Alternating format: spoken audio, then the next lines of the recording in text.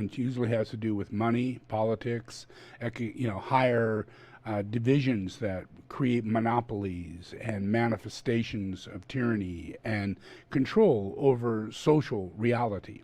Yeah, the main thing is control over social reality so that the identity of the demon becomes your identity. Yeah, that's the key of the whole thing.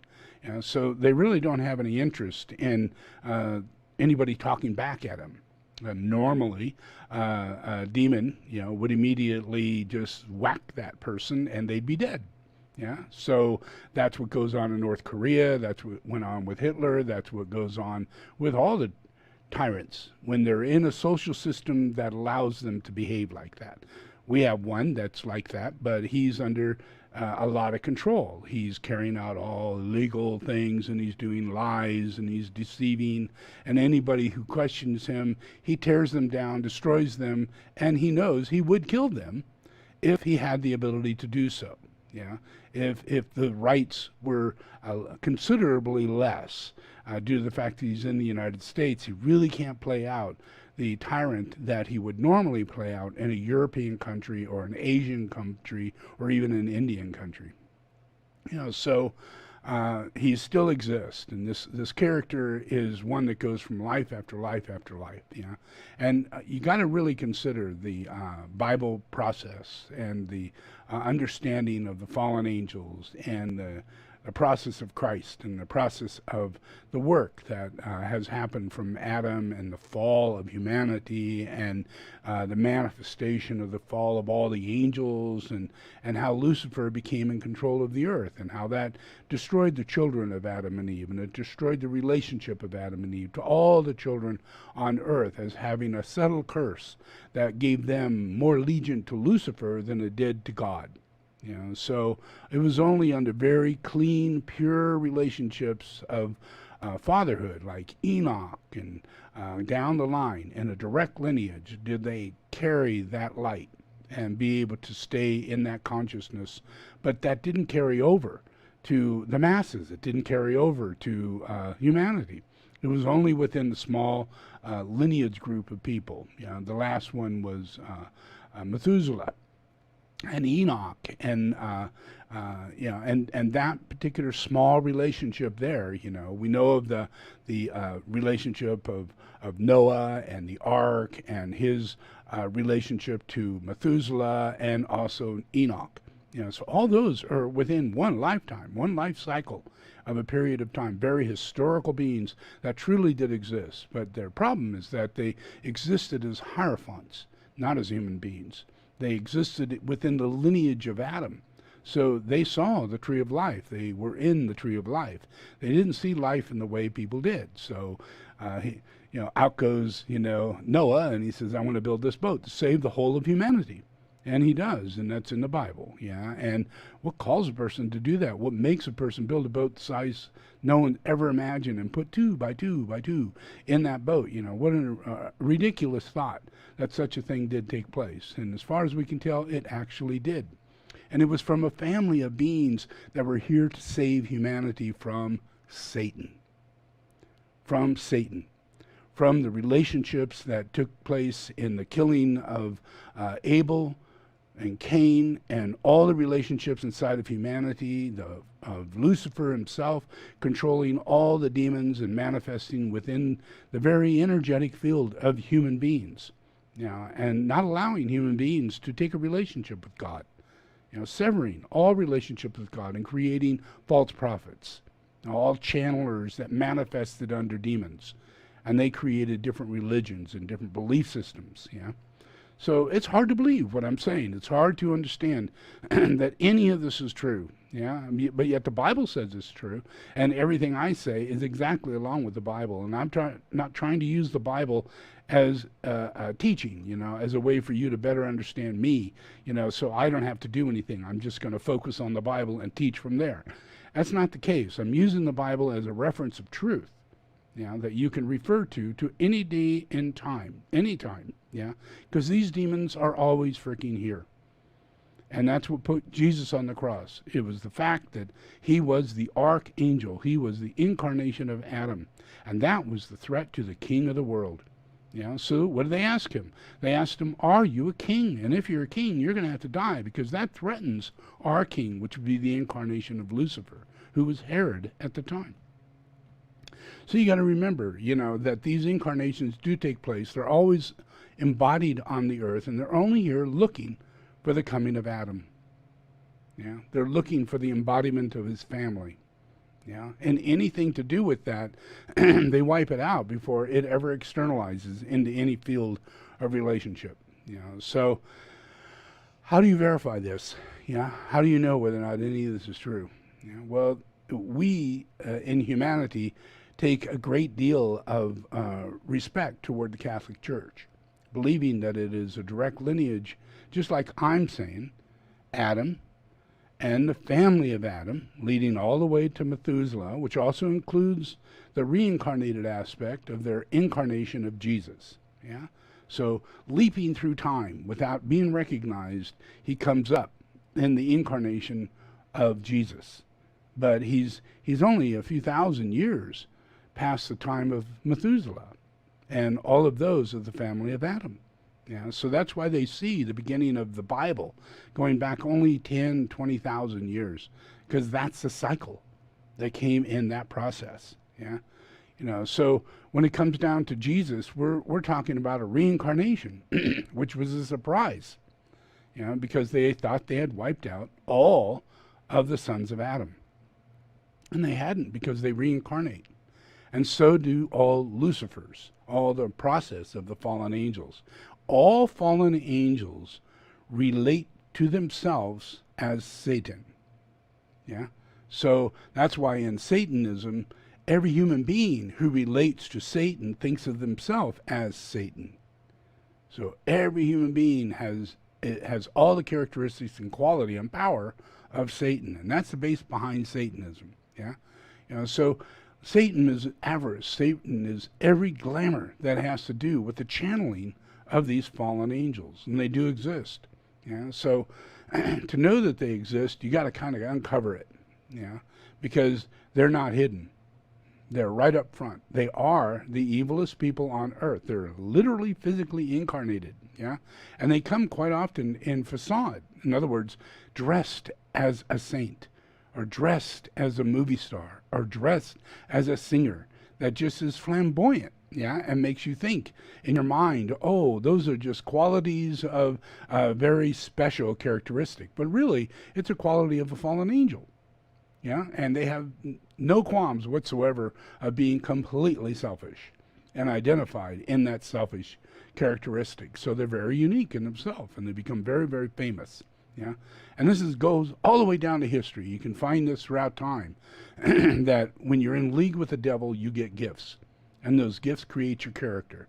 And your character becomes an exuding quality, an externalization of a satanic gift. And that's a glamour. It becomes a manifestation. You become that manifestation of that glamour. So you can have a series of hundreds of glamours inside of you that are manifesting. That makes you more and more and more famous. And that energy exudes into capitalism. You capitalize on materialism. You capitalize on the ability to control matter and all things coming to you, because demons are selfish. So when you're possessed by demons, the glamours of demons, you become the ability to manifest everything. Nothing stops you. And then you have hordes and hordes and hordes of fans that are all just part of the legions that come in with the relationships of demons. So you wonder, how did we possibly follow Mussolini? He's crazier than shit. How do we possibly follow Hitler? He's nuttier than a fruitcake, and he looks like it. How can we possibly follow these people? In their character, because they are the incarnation of the devil, and they have all the characteristics of the glamours manifested in their physical form. Their little mustache, in their haircut character, their look, everything about them is made up in the elements that now designed their purpose on earth. So each one of them, and by fantasy, it seemed like it's impossible that we would have 5 of these characters all at once on earth wanting to dictate the planet by 1945. All on earth. And they all get killed, all around the same time, by at least 1950, 1960. So then they're all reincarnating, in that 40-year period. So imagine from 1940s to about 1955, these demons reincarnate, and now we have enormous numbers of things going on the planet that is highly suspicious, and they're highly directorial, as though we're inside of a movie. And there's the Pope, there's Sai Baba, there's all these, the Dalai Lama, and he comes out into America and into the world and becomes a world teacher, when before he used to be hidden. No one ever knew he existed. But this character moves himself into India and becomes a world-known teacher. And the opposite of the Dalai Lama, the very opposite of a Lama, But yet, this isn't the Dalai Lama, And here comes the Pope. And the Pope comes in, and he's got all these things that he dictates has to be said during the time of the inauguration of a Pope, Every Pope gets this inauguration. I'm going to show it to you.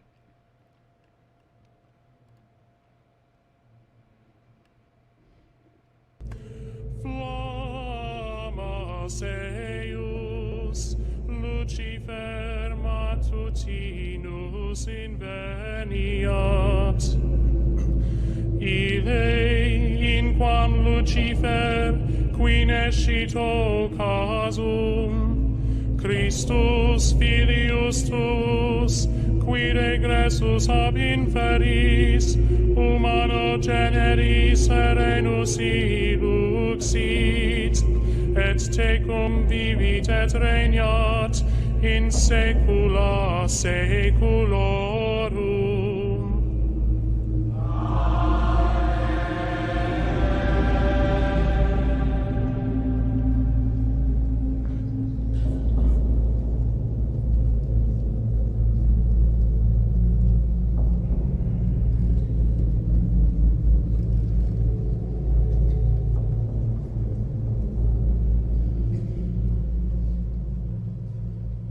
How art thou fallen from heaven, O Lucifer, son of the morning? How art thou cut down to the ground, which didst weaken the nations? For thou hast said in thine heart, I will ascend into heaven, I will exalt my throne above the stars of God, I will sit also upon the mount of the congregation in the sides of the north, I will ascend above the heights of the clouds, I will be like the Most High.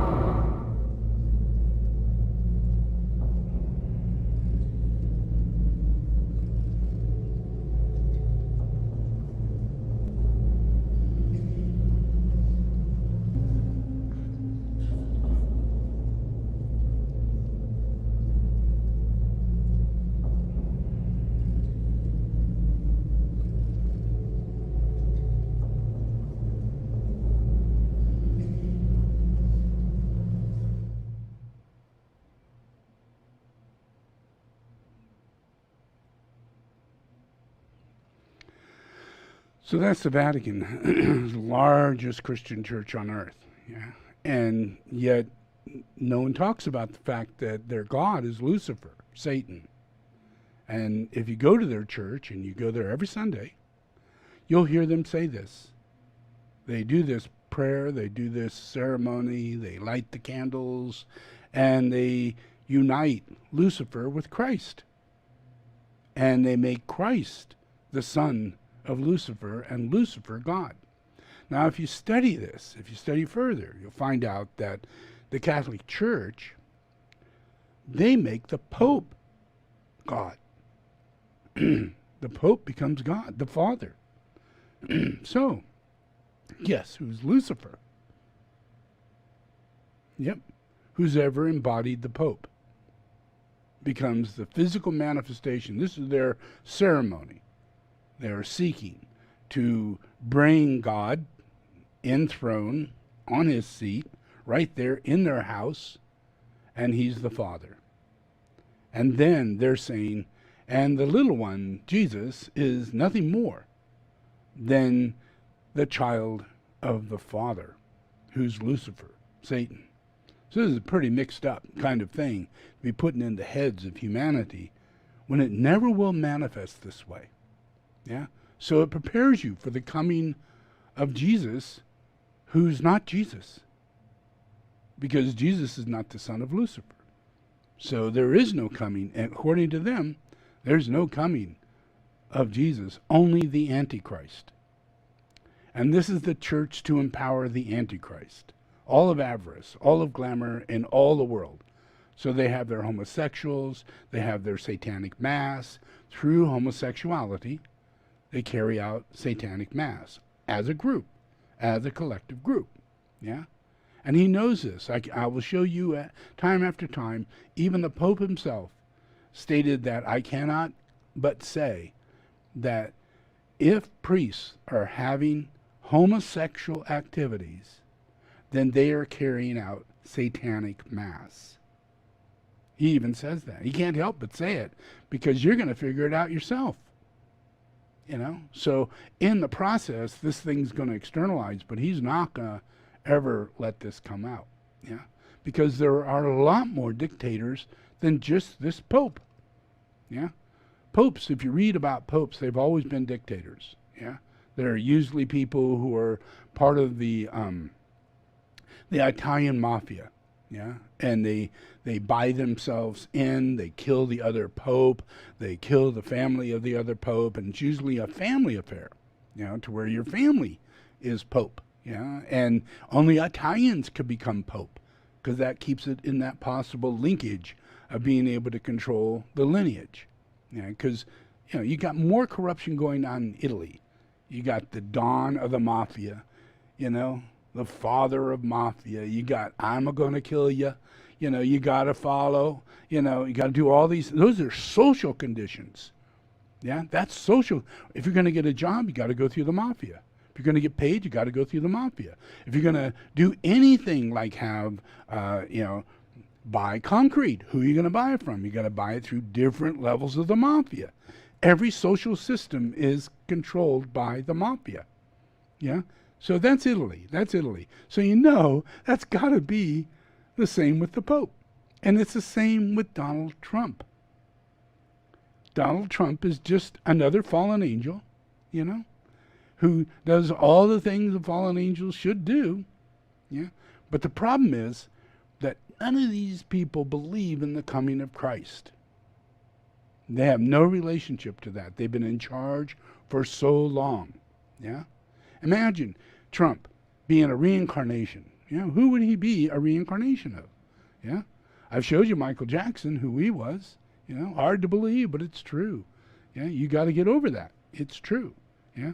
And now there's this guy. Who the heck was he? He's such a, you know, really intense, socially selfish person.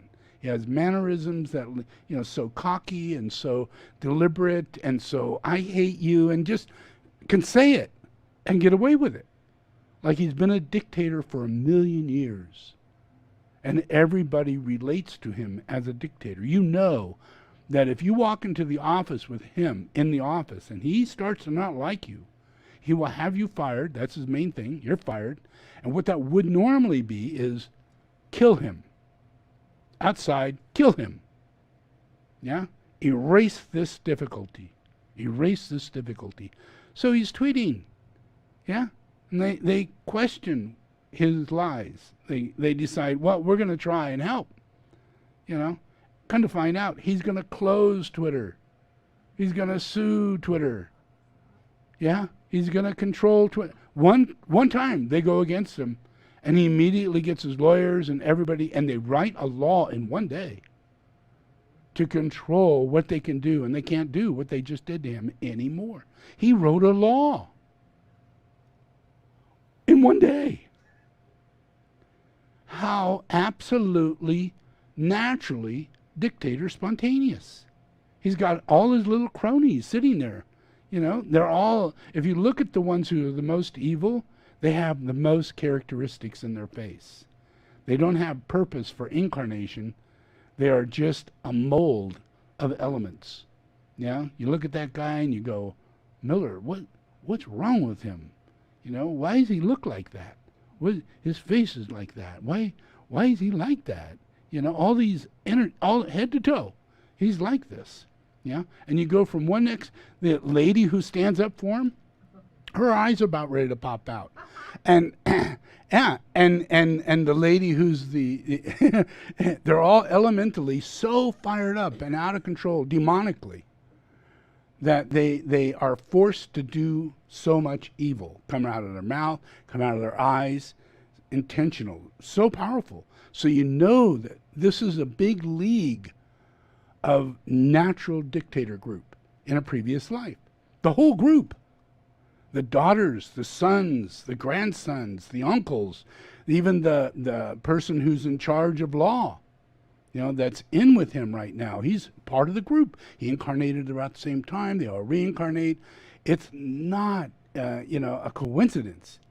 This shit happens because it's in control of your stupidity of not knowing we reincarnate. They do know. They know. And they are having a ball, owning everything. They own you. This guy, Trump, he can have sex with his daughter. He can hire prostitutes that look like his daughter, and he can live through his entire life.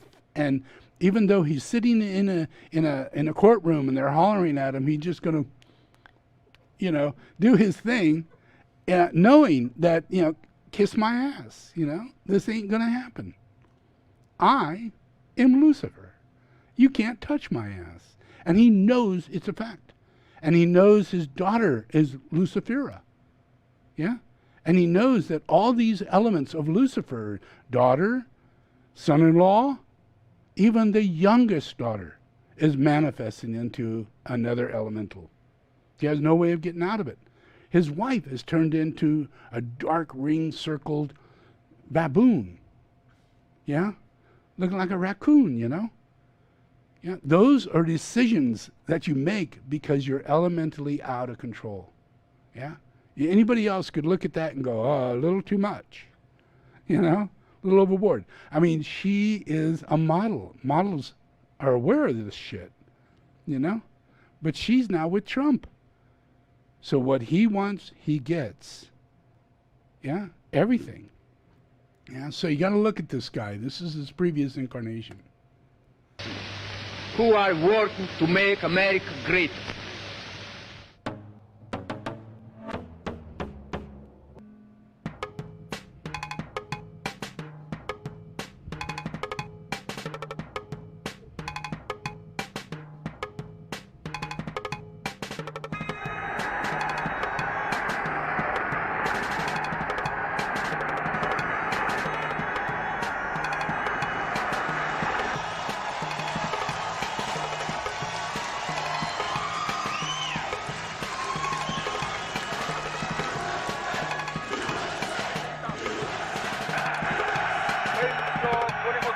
Profonda che è sorto dalla vostra gente e dalla vostra terra, il tribuno trascinante ed irresistibile dell'intervento popolare e l'eroe purissimo delle trincee delle fronte. An ideological certification to make sure that those we are admitting to our country share our values and love our people. Sarà pronto a compiere.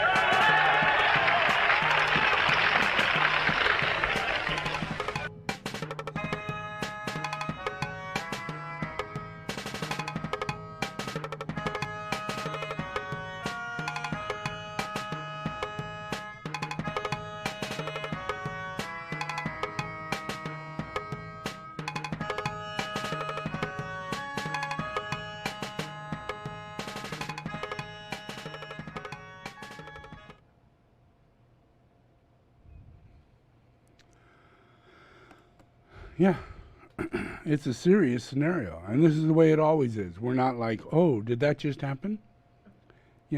Oh, shit, did we make a mistake? We hired Mussolini? Well, trust me, folks, this is what you do. This is what you do, You have no control over this process. God gave free will so that you'll learn, so that you have the right to turn against these people. That's why God gave you free will. Yeah?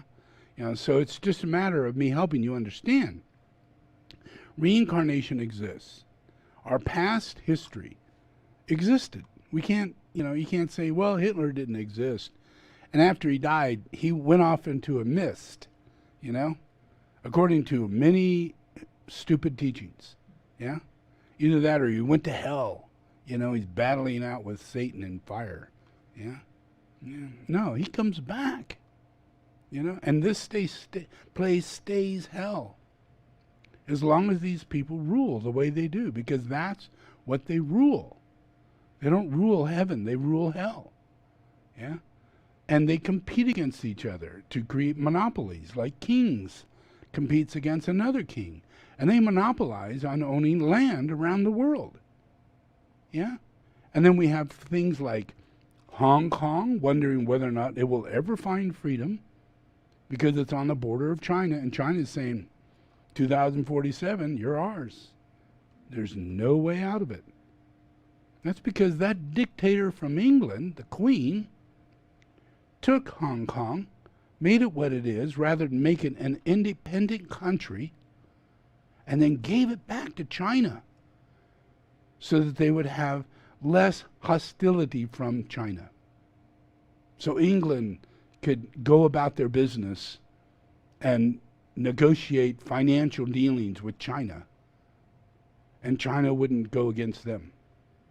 Yeah, just so that they wouldn't make problems. Yeah, they sold the souls of all the people of Korea, because they took the souls of all the people of Korea for a long, long time. And then they did the same thing when they let them go. Yeah, it's horrifying. Yeah, and same thing in Taiwan. Yeah, and same thing in many other countries. Yeah, so we have these dictators. They keep coming back, and they facilitate their process. Yeah, yeah. So there is an end game to this. Yeah, the end game is me. My process of being here. Yeah, and they're here. They got their thing. They do what they do. But I create the new group of world servers, who I save. Yeah, and I spend personal time with these people. Yeah, and I heal them. And I teach them to meditate, and I teach them to stay away from society for long periods of time. Yeah? And don't sit with other teachers. Live your entire life just with me. Yeah? And get past that and come out the other end, and you will have 50 to 100 younger disciples, people after me, after I die, that will come to you over my grace. And that'll create a larger unit, a larger group. And that becomes Kaju, and it becomes all these different lineage of masters that I established. Yeah, so all of that is hundreds of thousands under each and every one of those master units. And those become the new group of world servers. And they're not going to, once they receive their third or fourth initiation, they're not going to sit around in a cave and meditate for the rest of their lives. They're going to come in the incarnation of Maitreya. And they're going to live out active lives that are going to fight against the system and these social structures that are dominated by Satan. And we're in big enough numbers, and a plan that's been established through science, technology, and advancements that's so much far greater. It's like we're extraterrestrials. We're blowing the minds of everybody. They think, how can you do this? How is it possible? How can you get so much support? How can so many people gather together and make this happen? When you've got all these demons going, no, we want more nuclear. We need more coal. These poor families aren't dying fast enough. We need to keep coal going. And we need to make sure steel's still running, even though we don't have the materials to make the steel. We've took them all. But the demon will walk in there and say, yeah, but we still need it. So trust us. Like the Dalai Lama. The Dalai Lama will say, do not unpack your bags. Do not change your visa. Do not have an Indian visa. Do not secure another visa. Yeah? Stay with our Tibetan visa that is not legal in any country. Yeah? Stay with that Tibetan visa. Yeah? With a Tibetan country, with a government that is not legal in any country. Yeah? Stay with that. Trust me. Stay with that. For 50 years, they stayed with that. 50 years, people never changed their attitude. No, we're going back to Tibet tomorrow. No, they're going to let us back in. We're all just going to grab our bags and head back. we shouldn't change our visa because we're going to be Tibetans tomorrow. And yet none of them get to become Tibetan. They live out their lives and they die and they suffer. And then they're told the protector that was going to protect you if you ever did go back to Tibet, you may never practice any practice with that protector of Tibet. You can't do that anymore. That's illegal. We don't believe it.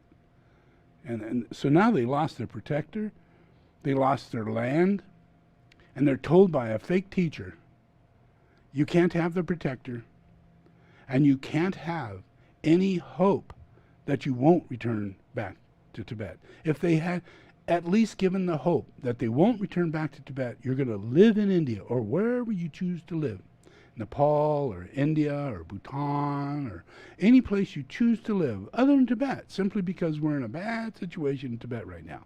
Yeah? But if they were given the freedom to get another visa, another passport, and change their identity, yeah, which most of the Rinpoches did. Most of them have Canadian passports. They can travel anywhere, you know, and they make that decision because they don't believe in what the Dalai Lama is saying. It just doesn't make any sense to give false hope to people and make them never apply, never try to settle in where you're at and find life and find peace. Yeah? Always pushing people to do what they shouldn't really do. You know, and that leads a lot of people in Tibet to be very angry, thinking that, you know, Tibet is not being allowed to be the Tibet that it's meant to be. And it's only because he's saying that everybody's supposed to go back to Tibet. And if you just leave it alone and let people who are there live the life that they're to live and calm down, all their Tibetan religions would go back and flourish. Yeah? It's only due to the focus of this false teacher that's saying, you know, we want the country back, we want our you know, our country and our legal system and our government and everything placed back, and I want to be in charge. You know, all that is what they're asking for, not just for people to go back to Tibet. You know, so there's a lot of these dictators that are dictating. They want to continue the dictating quality that they did before. And we're in a time toward that is being abolished, wiped away. It doesn't matter if you're the Pope. You're going to have to give us your priests. You're going to have to show the proof that all you guys are pedophiles. Yeah? And if you don't, we're going to have to come in. Yeah? We're going to have to just start handcuffing people and start our own process of, and eliminate any doctrine whatsoever to do with the Catholic Church having to do with law. This is human rights. And how does the Catholic Church overthrow human rights? You know, when police are there for human rights. That's how we maintain a social system.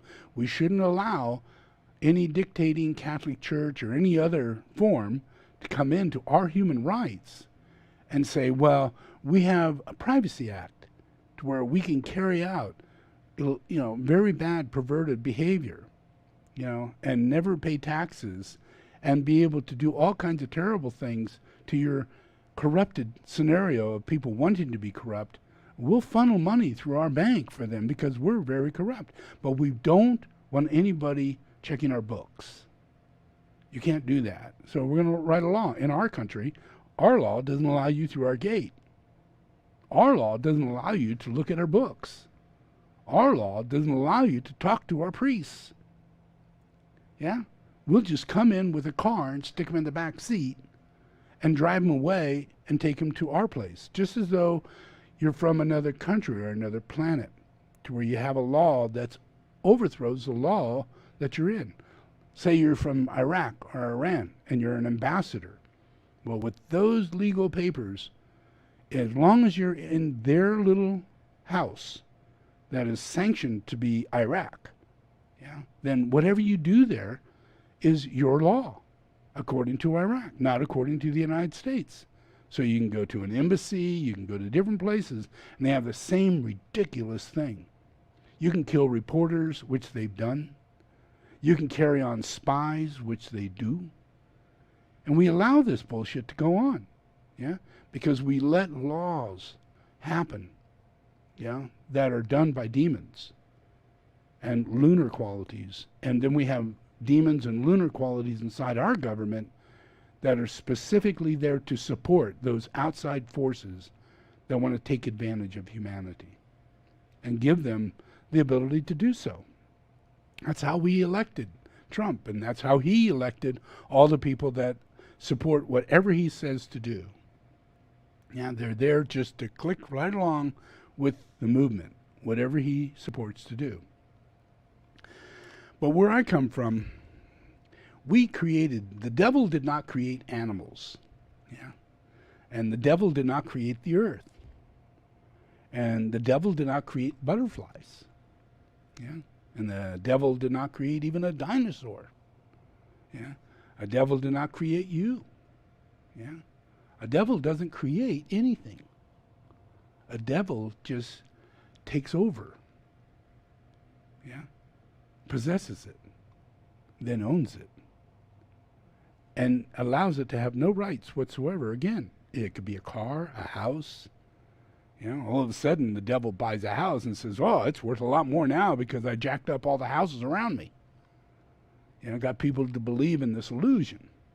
So now we've got property rights and property prices and, you know, all, as though you're supposed to be buying houses and land and everything.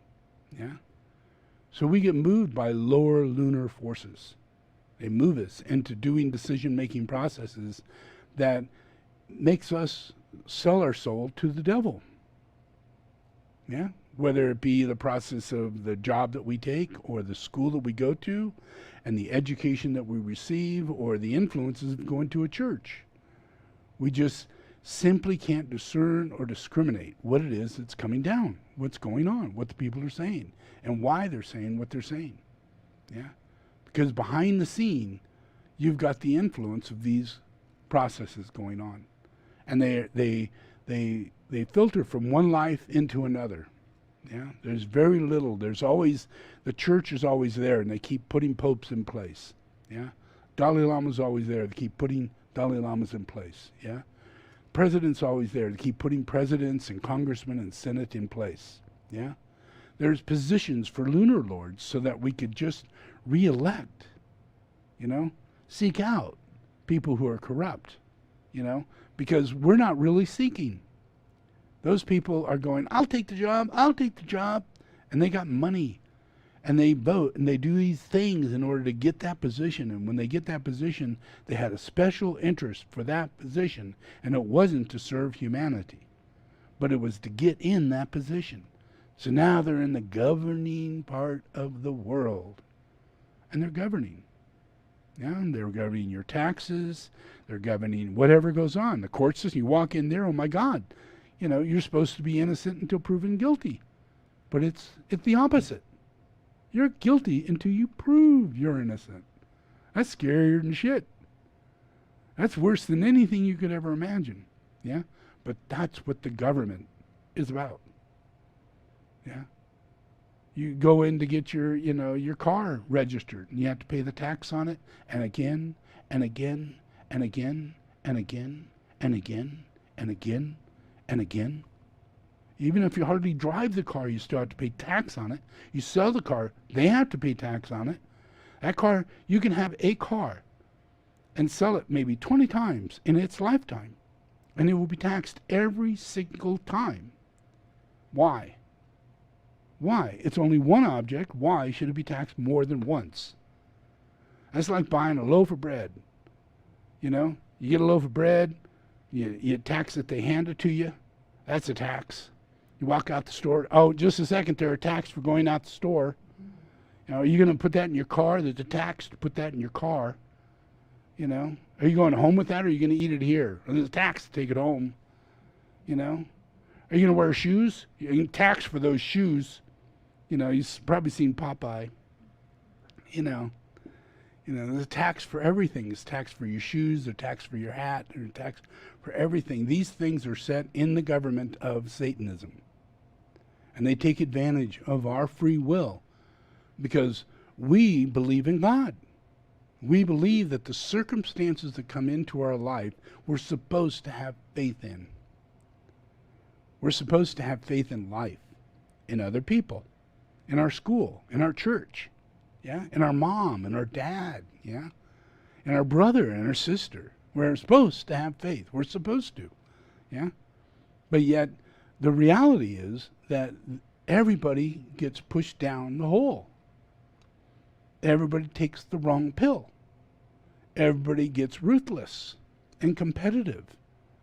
You can't even get through preschool without someone saying, are you going to play basketball? Are you going to play football? What kind of sport are you going to go into? You know, movement toward any form of competition. Even your grade system is competitive. Yeah? And that's all set in a lunar process for us to go further down the hole. So, and as long as we follow that stuff, we cannot discern outside of it because we're in it now. Yeah? We are the system. Yeah? And that's in the hippie movement. I did everything to get everybody to realize this. You know?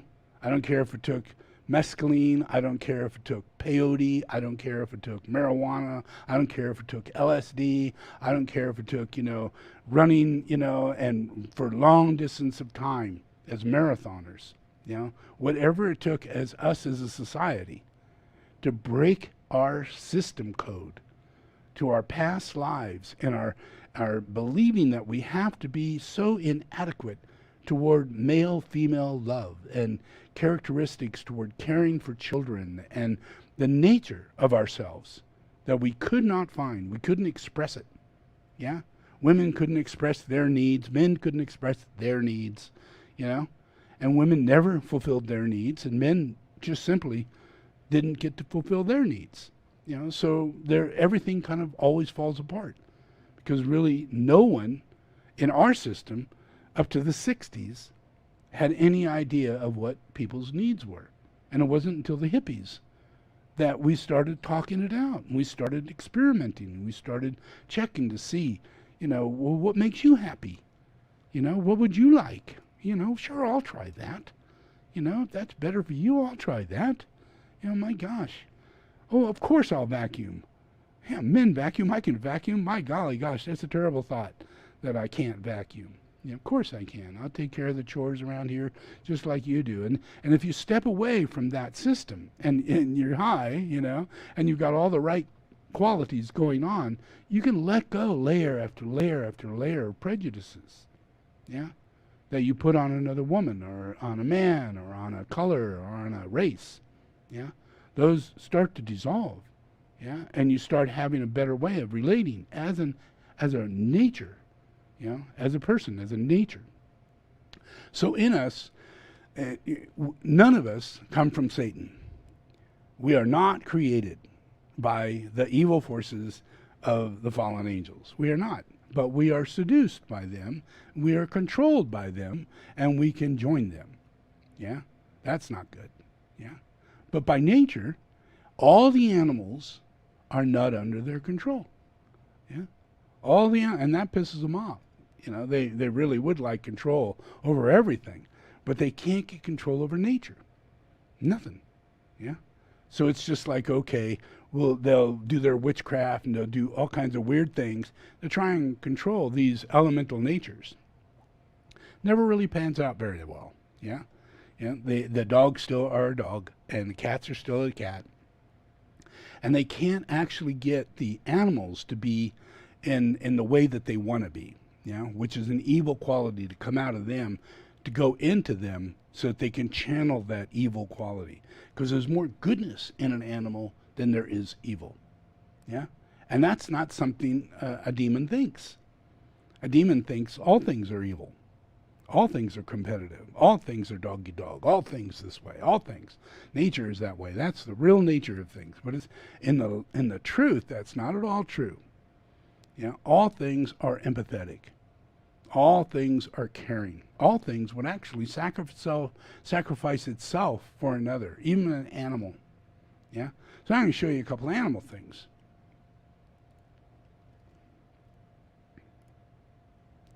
I think this is really cute.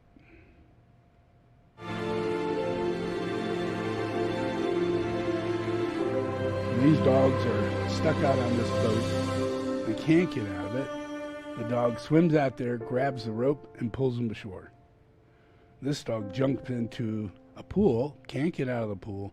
The dog is really freaking out. It can't get it out. Doesn't know what to do. It sees it's got to go to get out of the pool and get the dog. And it does.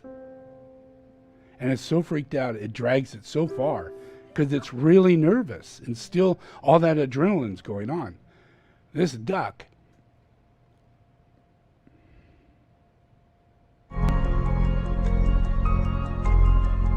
is feeding fish. This cat is saving a fish.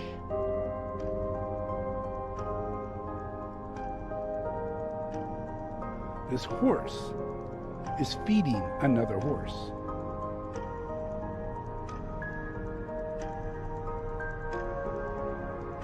There's hardly anything to eat in that stall. The other stall has got a rich horse. It's got all the food in it, and it's sharing its food. There's nothing lunar in an animal. You get crazy animals, and that's a chemistry. 9/10 of the time, it's a chemistry. It's not a nature.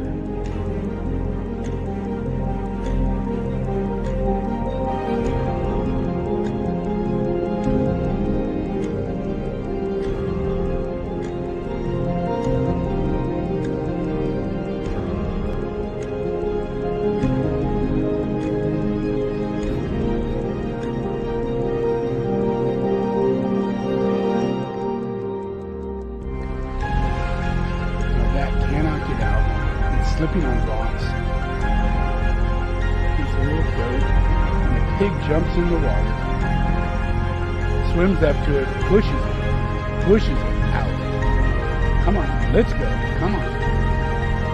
And it's out. That's nature.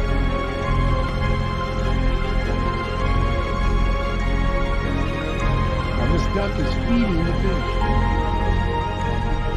They couldn't get to the food that was dropped on the rocks, and the duck figured it out.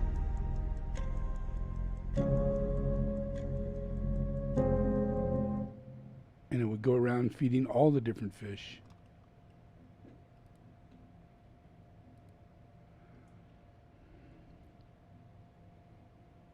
Okay, So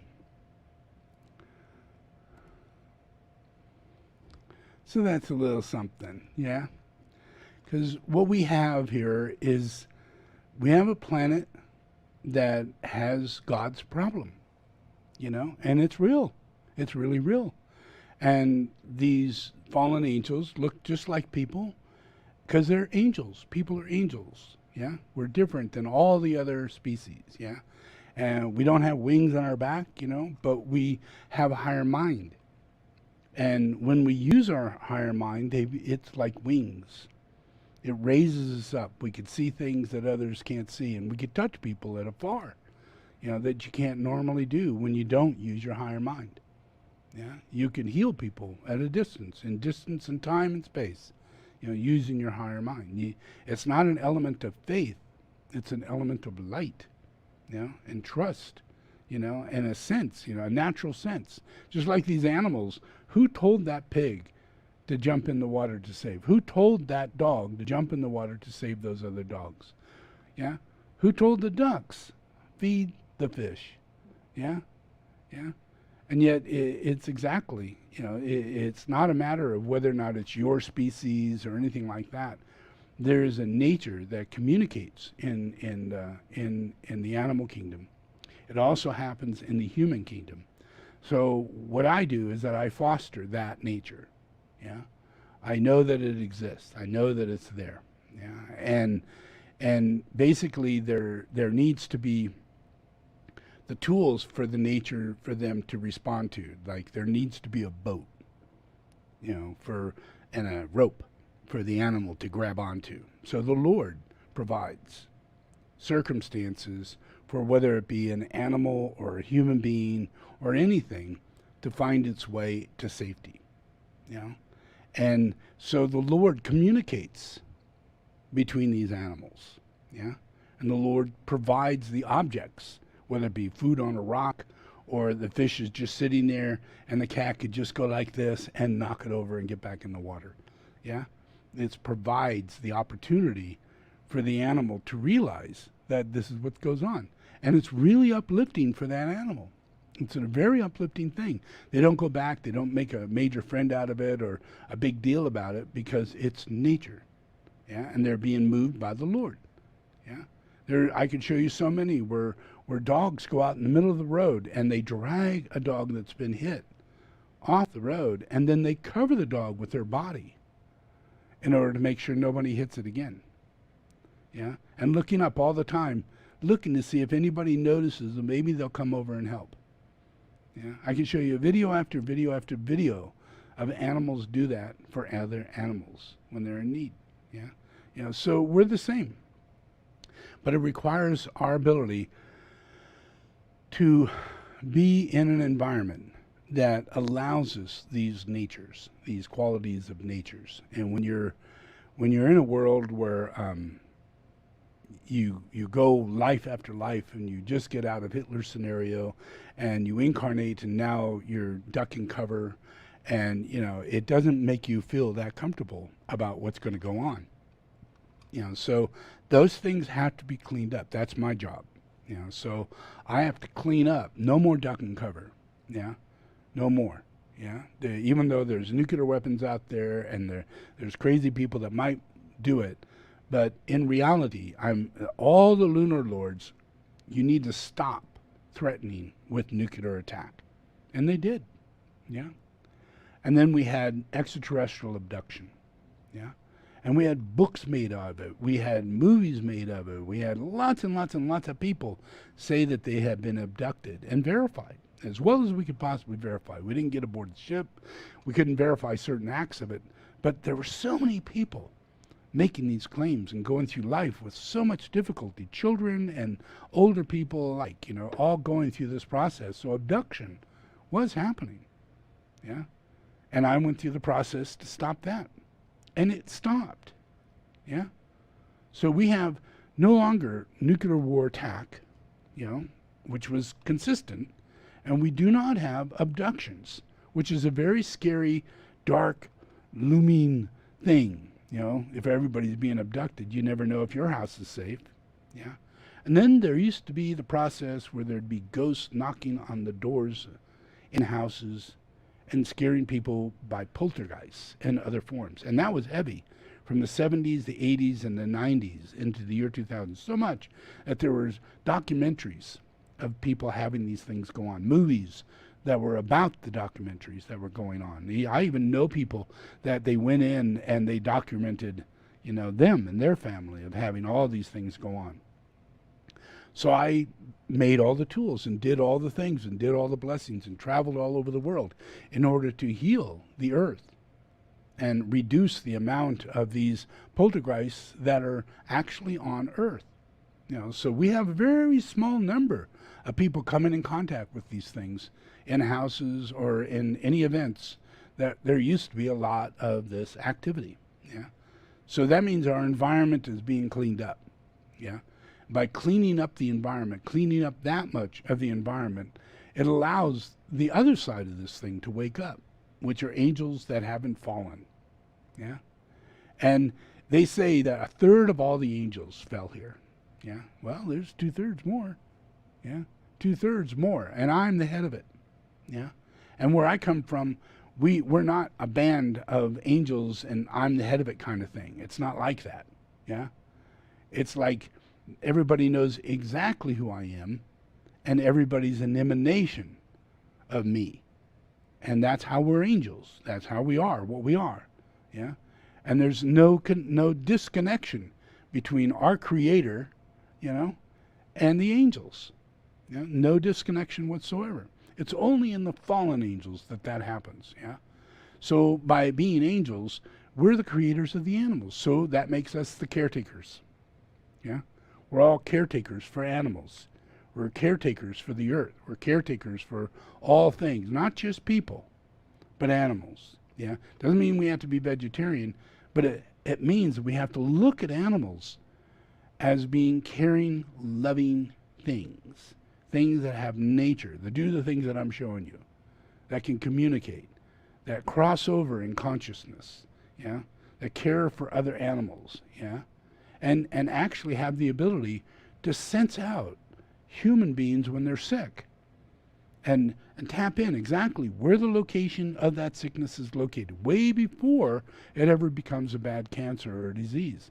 Even if you have diabetes, even if you have a seizure, the dog will tell you 5 to 10 minutes before the seizure so that you have warning time. Who could do that? What technology is advanced to that? Yeah? With us angels, we believe in nature. Yeah? That's why I do what I do. That's why I make these things. Yeah? Because it attunes to nature, to the nature of that's instills in everything that is a healing force.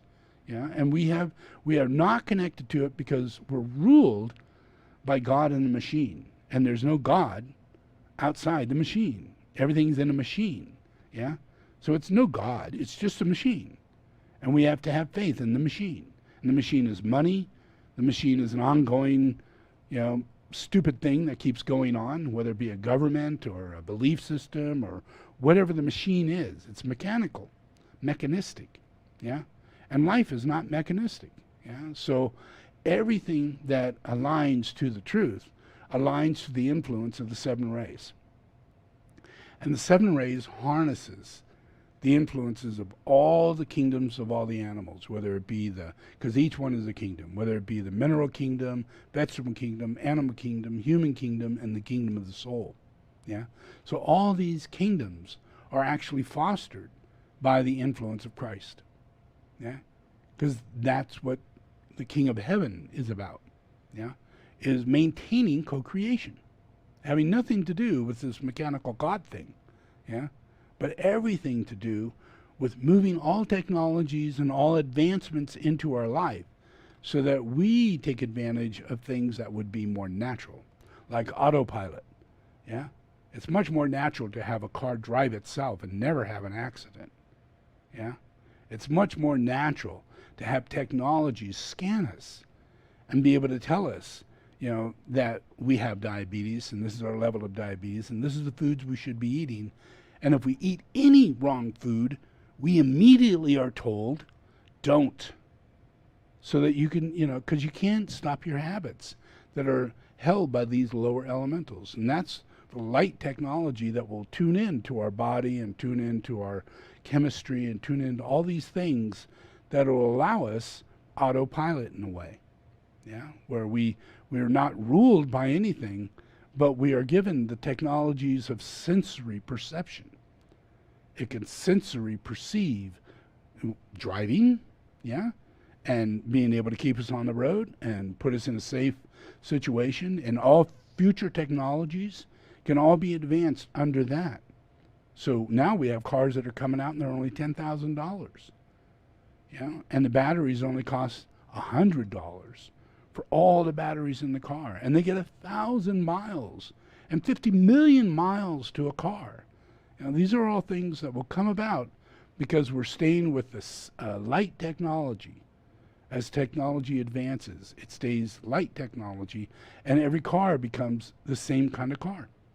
They're all on these skateboard-like battery assembly situations, and you can throw anything on top of that skateboard that you want it to become, a van or a semi-truck or a car or anything. All comes designed out of that relationship, and there's no wires or mechanics or anything because it's all Bluetooth or something telling the tires what to do, yeah, telling steering what to do, telling your lights what to do. There's no wiring to the lights. It's all just communicating, yeah, and it's communicating with the car next to you. And anything you got planned going on, this car knows about. So now you know you're going to go this direction. Other cars know it's going in a similar direction. And all of a sudden you're all driving all together because you're communicating together. That's sensory. Yeah, that's sensory. That's allowing freedom of spontaneous senses.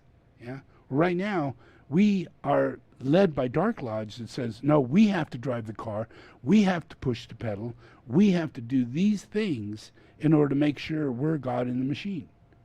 We're the personality. We're doing these things. Yeah? And we have no idea that in the new future, that everything that we're moving into is all built by angels who are not fallen. Yeah? And they are building only a relationship that'll create less and less harm, higher and higher economy, and making it possible for everybody to have the highest quality of everything: your house, your car, your food, your environment, even your relationships, the highest quality of everything at no cost whatsoever. Not a dime to you. Yeah? Because of everything being so productive and so simple in its non-complicated form, being God in the machine, it's complicated. But when we become not God in the machine and we become creative co-creators to God's creation, then all of a sudden we put life into a plan, which means harmlessness and equality and freedom, and everybody gets a life that allows us never to have poverty, never to have the process of diseases that we have today, which is due to our health and the way we're eating and all those things. And it's all led by the Dark Lodge. They're making money on us. Yeah? They're keeping us sick. They're maintaining a belief system. They've got really low-level consciousness out there in people because we're not educating in the way that we're meant to be educating. If we were to allow people to be educated in the way that they're meant to be educated, then we'd have free-thinking minds. And we'd have creative ways of going about things. We would have far less dogma in getting stuck that this is what we have to eat, and this is how we have to behave, and this is the kind of God we have to believe into. Those are all aspects of dogma. Yeah? So when freedom happens, we lose dogma, all forms of dogma. So we can't talk to a person who says you must be vegetarian or you're never going to find God. That doesn't come out of anybody's mouth anymore. Yeah? Because that comes from dogma. And dogma is erased simply by us being healed. Yeah? Dogma is a glamour. Yeah? Yeah? Just like a demon. Hi, I'm the demon dogma. Yeah? Or I'm the demon jealousy. Or I'm the demon enviousness. Or I'm the demon. All these characteristics and qualities and everything are alive and well in demons, but they can't manifest as a being. So the only way that God can become a machine is by taking you over, and you become God's little cog. You're the machine. Yeah, you're fulfilling the plan that goes with that cog. Yeah, and it's hard to get out of that. It's hard to loosen anything. I know a lot of people that would love to listen to what I'm saying, but I talk against Trump. And they turn me off the moment I talk about Trump because they're satanically possessed by one of the biggest demons on the planet. And there's no, weirdness to the fact that the same person would also be a Catholic. And the moment I talk about the Pope, nope, they got to just, not listen to anything I say about the Pope. No matter what I say. If I show proof that the Pope decrees himself to Lucifer, they'll just turn the sound down and turn away. Because they cannot hear my teachings because they're a machine. Yeah? And in order for them to continue going, imagine if you had a demon in front of you and it's really mean. And if you're going to listen to its alternative speaker like Jesus and starts to talk about the very demon you support, then all of a sudden, what would be attractive to you would become non-attractive. Yeah? And you would immediately feel, oh, that's wrong. Oh, I can't go along with that. Oh, I don't believe in that. And you just go with this fake news thing or all these things the demons give you in order to keep you from taking on higher mind.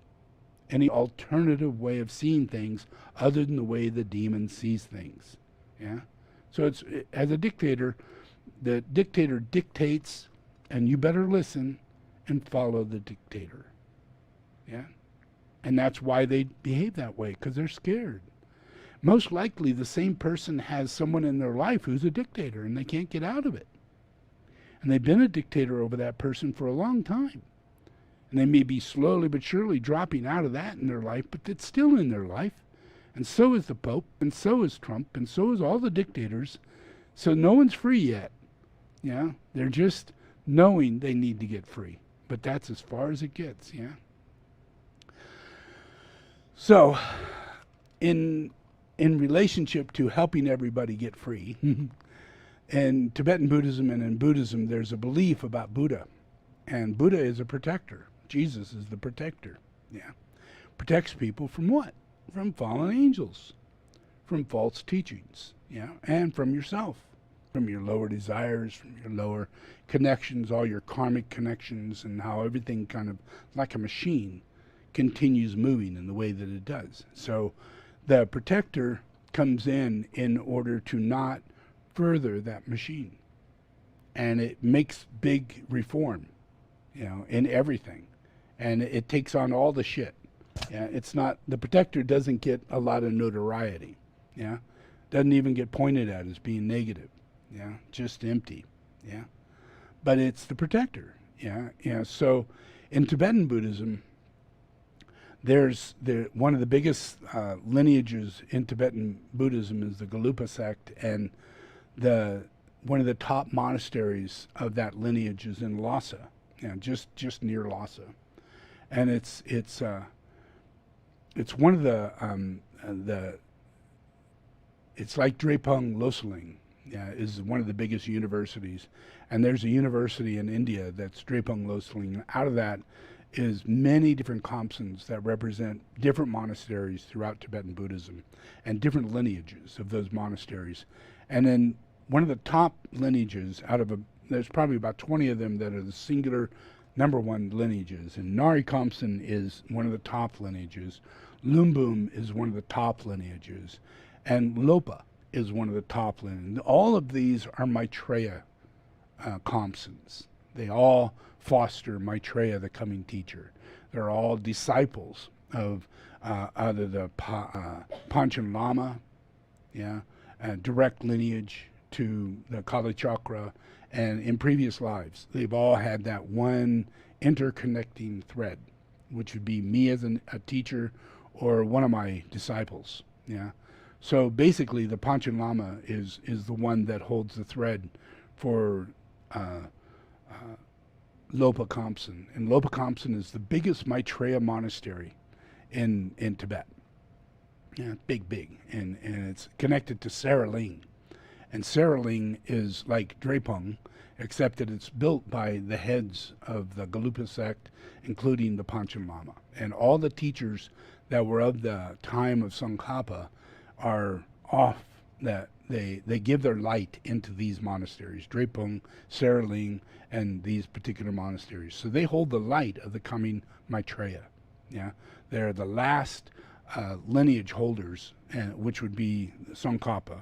And out of that last lineage holder, it comes all these other lineages, that hold that. So Ngari Khamsten holds a manifestation of Maitreya, and that's my Khamsten, and it has a statue of the growing Maitreya. And then this one is the one where tens of thousands of the highest lamas of Tibet go there to pray for the coming of Maitreya. So these are the heads of that Khamsten. They sent me a nice letter, and since I'm the head, and this is what they wrote. I'll just read it to you. Dear our beloved His Holiness Buddha Maitreya Rinpoche, first of all, we hope this letter finds you in good health and spirit that we always wish and pray for. May you be healthy forever for the well-being of humankind, and especially those of sentient beings who await your blessings and magical powers. You have been the keystone of Lopa Khamsten for many years, and still you are the only hope of our future well-being. May your selfless work expand further and reach beyond to illuminate the suffering of human beings. We feel that you are lucky enough to have such a supreme protector like you and abundantly receive your blessings all the time. Currently, the entire world is under the threat due to the pandemic. Numerous lives has been taken by this COVID-19, and millions are affected by the same. To curb the spread of the virus, most countries have imposed certain rules and regulations. Our Highness, in the midst of such scenario, your health and safety are the highest concern for all of us. We wish you are taking care of your health, as your health and safety are very important matter for all of the Sangha members of our community. Therefore, please take care of your health for all of us. On every Wednesday, we arrange prayers for your good health and for the fulfillment of your success and far beyond, and for the immediate relief of the entire beings from this ill and consequences of the pandemic. Your Holiness, your prayers and wishes will always be highly beneficial to prevail for world peace. Here, the government of India imposed nationwide lockdown, and we are unable to attend regular classes and prayer sessions, but we are trying to regulate the usual routines within house premises. However, the entire Gelupa Khamsten monks are in good health, and we are trying our best to keep up with studies as usual. All these are due to your blessings and compassionate support of your Highness. Last but not least, on behalf of the monks of Gelupa Khamsten, we wish you live long and successful in all. Because of your immense love and extensive support, we were and are able to sustain our daily lives in the best possible ways till now. We wish you can continue the same future for the sake of our Sangha members as your loving sons, and for those of every living creature who need your invaluable blessings. We are in need, very grateful to from your body, mind, and soul for all your help and support so far. So please let us know that anything we can do from here anytime. Sincerely, your monks of Gelupa Khamsten. So that's the head of all the monasteries of Tibet, and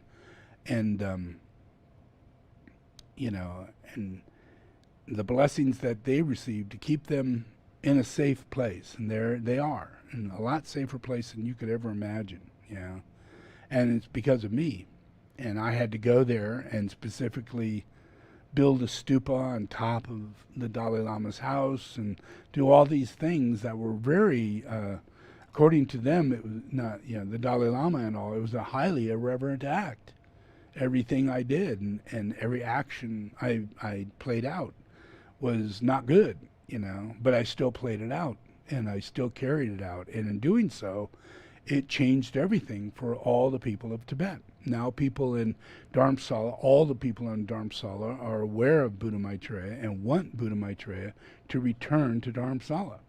They know that I'm the one that built the stupa. They know that I'm the one that protects Tibet, and they're waiting for me to return. Despite all the terrible things that were done and said, it never took hold. So the blessings that are being instilled in Tibet and in the world are, I'm working effectively in this area. And in this group of masters, they're magicians. So imagine this is a monastery of maybe 500 people, and that energy that they're working with is enough to raise up the entire planet. They're that powerful. And they do pujas so consistently, and they know who they're doing it with, and they know how to bring that light from me, from my crown center or my throat center, or any aspect of me in my light. They focus on that, and they're able to then send that out as a blessing into humanity because they actually receive it. So that's a big thing that isn't normal inside of humanity. So this cycle, that even though we're going through what we're going through, we have an enormous group of masters who have reincarnated and are living past the process of the 1950s, and have now are in process of externalizing as a new group of world servers. So there is a lot of activity that I'm doing in the hearts and minds and freedom of people that can pull off, just people who are thinking, oh, I want a solar car, I want an electric car, these are people who are living their lives and suffering in their lives on a daily basis, millions of people, and yet they incarnated in order to be receiving what comes from the angels. Yeah, and they'll wait their entire life for it to come.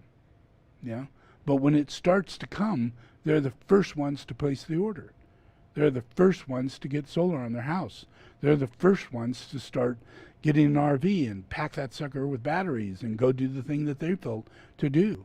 Yeah, because they're free to carry out the things that they need to do in a world where everybody's saying nuclear, everybody's saying that's ridiculous, everybody's saying that will never work. You shouldn't buy Tesla, you shouldn't buy an electric car, they only get 30 miles to a charge, all these negative things that would be put on top of us.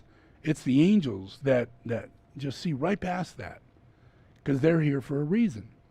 So when that time comes around, and these people live and reincarnate, so even though there's many of them in their 60s and 70s now who's doing everything to support this, and they're going to leave and come back, by the time they're 15, they'll be infinitely in larger numbers. Yeah, because they're leaving. Let's say right now we have a coronavirus, so millions of people are leaving the planet, and they're coming right back. And those people are coming back with a much purer, clearer sense of reality. And they're not stuck with Trump, and they're not stuck with all the old crap that used to be there, and they've got all the future in their heart of having an electric car as soon as they're born, of having a solar house as soon as they're born. I don't need a big house, I want a little house. All these things are already inside their mind because it carries over from their last life into their next life. Yeah? So there's no preparation for the world that we're already creating. It's just a matter of reincarnation. And you foster this in a series of things that are coming out in life, and people die, then they're immediately ready for these things. They're not ready for dolls and toys of murder and guns and stuff like that. They're much more ready to do the things that they want to do. They want to become engineers. They want to go into school to provide more electronics, more computer, more robotics, more all these things, whether you're male or female. The moment we get into our bodies, we have a calling to do the things that we need to do in order to get the things that we want to have. Yeah, and there's little in us, there's little, because we're coming into a next generation of new schools, new forms of education, more freedom for male or female, more freedom to choose the kind of career you want to choose in a creative way rather than in a specific way. If you go into Tesla, they're not interested in what degree you got. They're not interested in how you were educated. You come in and you go to school once you get there. Yeah? Now you're going to learn Tesla rules. Now you're going to learn how engineering works. Now you're going to learn how batteries work. And now you're going to learn. Now we're all going to get through school. And that's the same thing with iPhone. Yeah? iPhone has a great big campus. And everybody goes to school in there. And they're not caring about what goes on out there. They're caring about what goes on in here and what's going to come out of here. And it's all future. Yeah? It's going to be glasses. They're going to build cars in Apple. There's going to be more cars coming out of Apple than comes out of Tesla. And no one even thinks that. But that's going to be the future. In the next 8 years, we're going to have 2 cars come out of Apple, and they're going to blow away Tesla. They're going to be so freaking cool. And the first car that they're focusing on levitates and flies. Yeah? I mean, that's how far out they are. They're just going, all we need is just the right technologies to come together in time, man. We're going to have a flying car, man. That's Apple. It's just like the Apple phone and all the things. They're really advanced is going to be the next car, way beyond what Tesla has done. And Tesla did what it could do, but we're talking flying. And that's where cars are going to go. Cars need to levitate. Cars need to be on a levitating belt, a relationship of a road that has magnets and magnets in your car, and you pulse and you fly. and you're about a foot off the ground, and you stop like that, and you go like that faster than any motor can ever take you, because there is no inertia. Yeah? There's no wheels. Yeah? It's just a pulse generator. Yeah? And you can go so fast, you can do 900 miles an hour in your car. You know, come on, that's crazy. Yeah? It's the same thing as being on a monorail that has the same technology, except that you're in a little car that could go a lot faster than a monorail. You know, so 1,200 miles in your car, you know, we better get some roads built very nice with tubes so we could just, you know, go flying along in our own individual flying cars. Yeah? And that's the way it's going to be.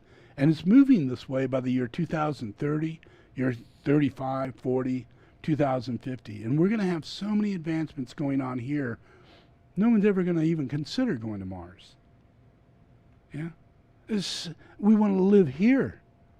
Going there would be so boring, so ridiculous, so icky, so ridiculous. Yeah? Every bad thing you could ever come up against, everything, no, you can't do this, you can't do that, oh, we don't even have fuel to go home with. Oh, that's a bad idea. You know? So there's an enormous amount of things that will come from the future, near future, that will show us a new world that is not the world Elon Musk is projecting at you. He's projecting doomsday. And the earth is going to go through doomsday. Yeah. His Cybertruck is bulletproof for doomsday. Yeah. His Model X has a button on it for doomsday. Yeah. Yeah. It's a doomsday thought form. He's thinking doomsday, and his reason to go to Mars is doomsday. Don't follow someone like that. Yeah, it's doomsday going to Mars. It's doomsday following them. You know, let it. You know, just take it in as it comes along. You know, and enjoy yourself, and enjoy Tesla, enjoy all the things that are coming out of it. But there is a whole other group, far more advanced than this first phase, that are calmer and much more sophisticated, and they come in 1,000 of Elon Musk rather than just a singular Elon Musk, with a group of maybe 15 really high advanced engineers, the best in the world. Yeah, but in the future we're going to have 1,000 of these people, and they're going to be so clear-minded and so calm. They're not going to be really wacky-tacky, you know, like Elon is. He's pretty out there. Yeah, yeah, and that's only because he's in the new area. It hasn't been done before. And he's trying to live his life and do this at the same time. We have nothing to go by, no standard to go by. So in the next 50 years, his will be a standard, an understanding. Oh yeah, I don't need to have all these houses. Oh yeah, I don't need to accumulate all this money. Oh yeah, I don't need all these things that I thought I needed, because that's the way it was in the past. You know, own all these homes, and you literally are so egotistical, you drill a hole all the way to your house. You know, the first place you drill a tunnel is to your personal house. And that's nutty, you know, because he's going to sell that house, you know, and it's just like, come on, you know. Everything is just very personal right now. He's doing it that way. But in the future, all of our advancement will come in a much synthesized and 1,000,000 times faster than the way they're coming now. We're all in our minds, we're going, oh, we're lucky to get a Model 3. And, oh, wow, what's coming next? You know, oh, look at all these other electric cars that are coming. This is just the beginning. Yeah.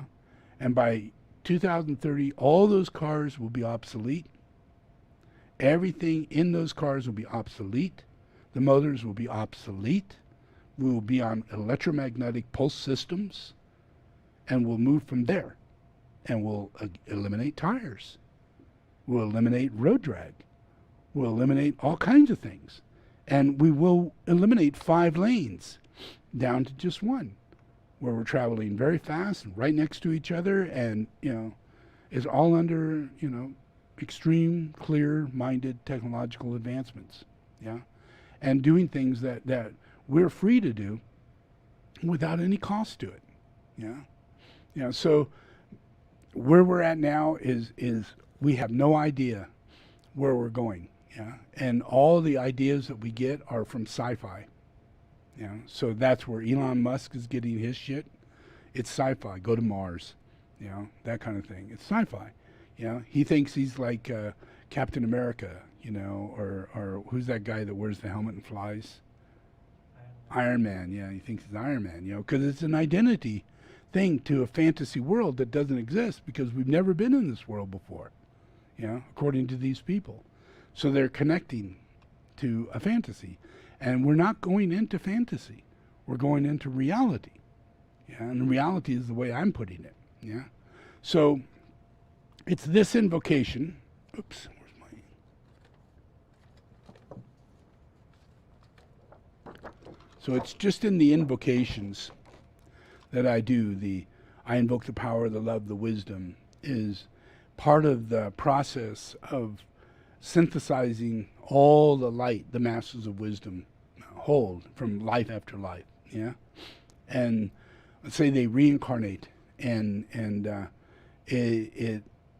one could be Abraham Lincoln, you know, one could be George Washington, you know, and throughout the time the avatar incarnates, there's an infinite number of these really good incarnations, and they're real, and they hold an archetypal quality for each role that's being played in society. This one's president, this one's a scientist, this one's a doctor, like Hanuman, this one is this one's that. And each one is Jesus, playing that role and living that out in the archetypal way, you know, and all of it with angelic intervention, you know, miracles upon miracle upon miracle in the life of this individual, yeah. So there's, you know, like in Abraham Lincoln's life and his birth, you know, and the process of his birth and how he was born. It was so miraculous. And the event of him being born by a midwife who had died the year before. And when the doctor gets there to give birth to the child, they say, well, how did you birth this child? And said, well, you know, your nurse came, you know, and she gave birth to the child. And they said, what was the name? And he said, you know, da-da-da-da. And he said, wow, she died a year ago.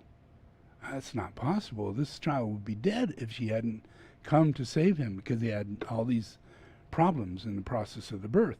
Yeah. And then in the end, they said, well, thank you very much for her. You know, when she was leaving, she goes, oh, it's perfectly fine, but I just have one request. You know, if you would do just one name, would you please name him Abraham? Yeah. And so that's how he got his name, Abraham Lincoln.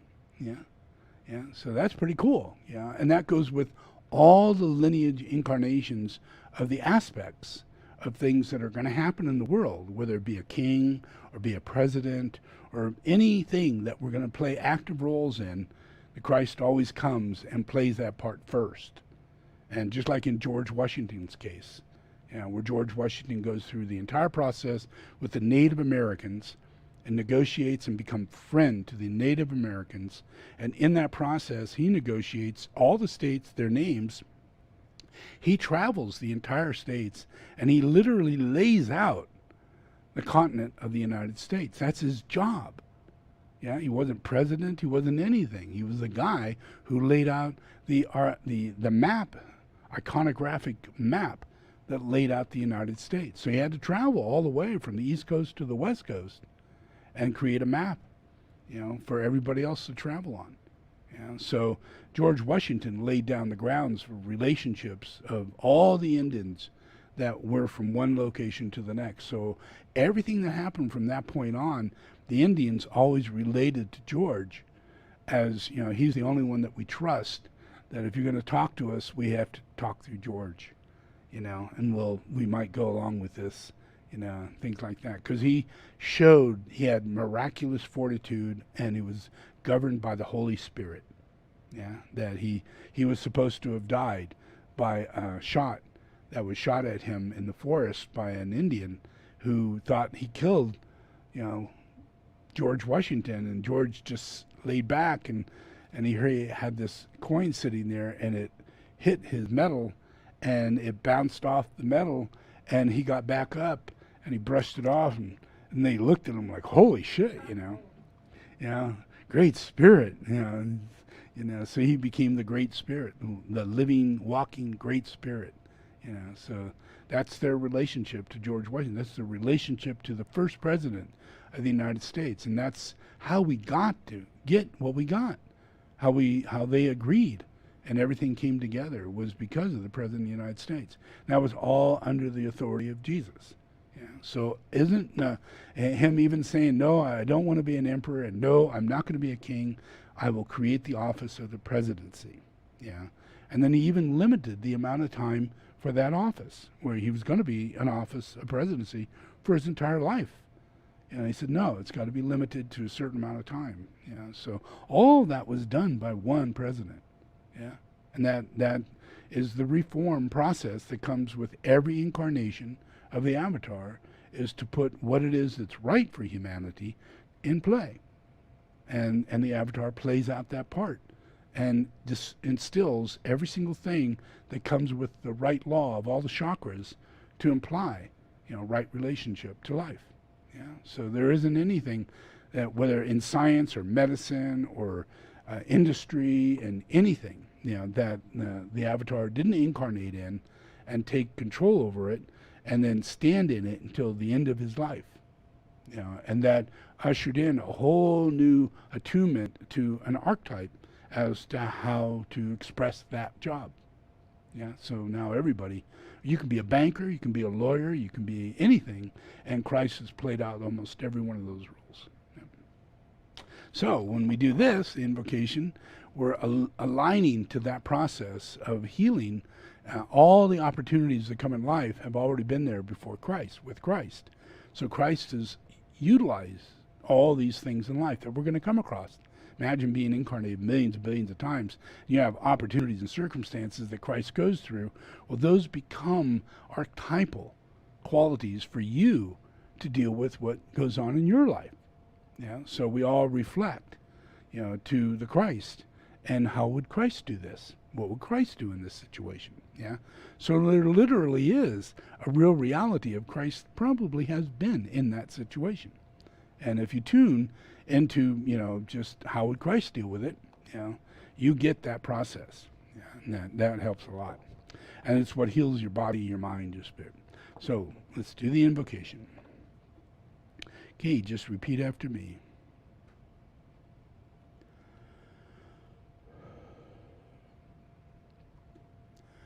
I invoke the power, the love, and the wisdom of my ashram, soul, and monad.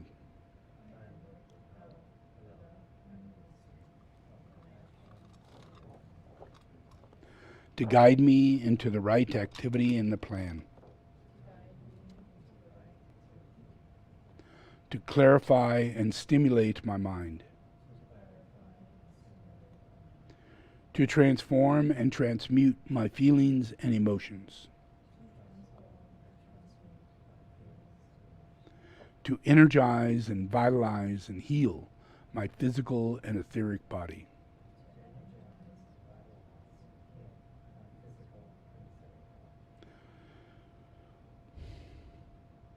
So there is a normal flow of energy in my physical and etheric body.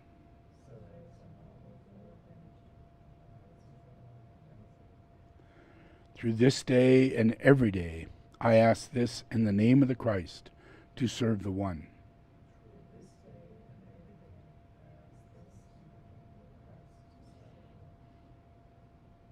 All in the name of the Father, the Son, and the Holy Spirit. Amen.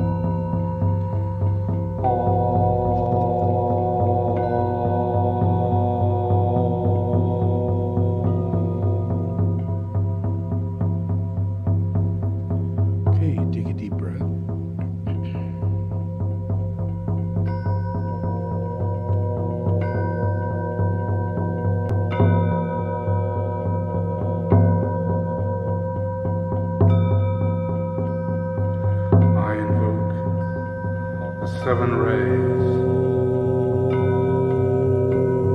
to raise the senses of humanity, expressed as the soul.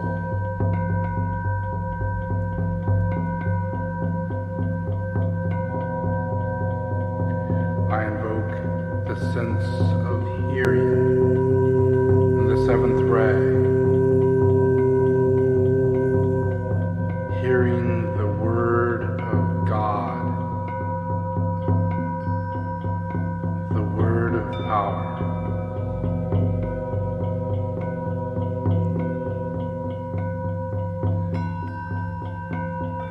I invoke the sense of touch and the first ray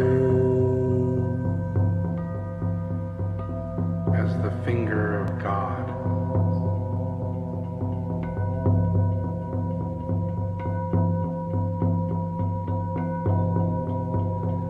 I invoke the sense of sight as the third ray, as the eye of God.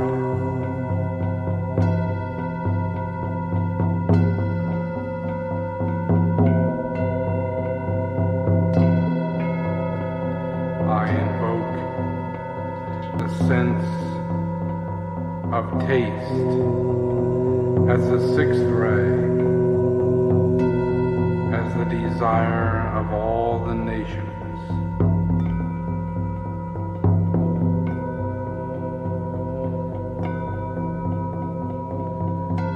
I invoke the sense of smell as the fourth ray,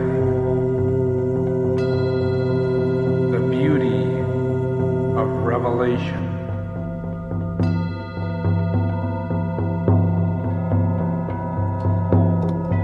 I invoke the sense of intellect as the fifth ray, as the knowledge of God.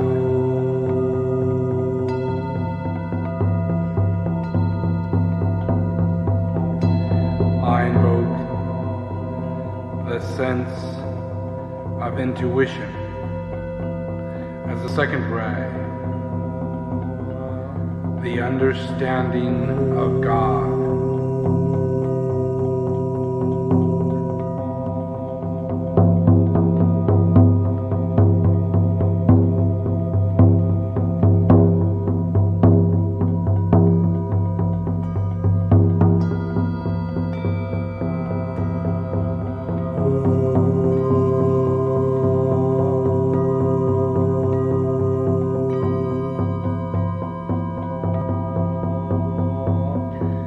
I call upon the synthesis of the seven rays to be expressed through your personality.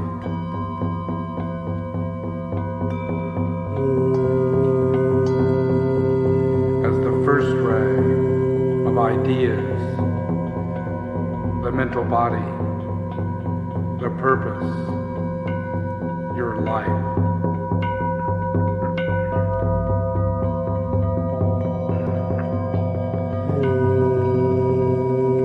Second ray of ideals, the astral body and your quality.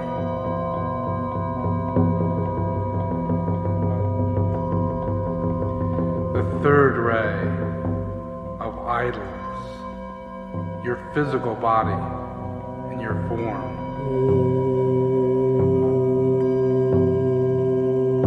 The fourth ray of the fourth kingdom of humanity in balance.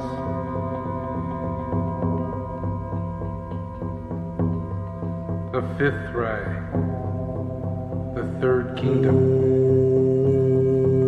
the animals.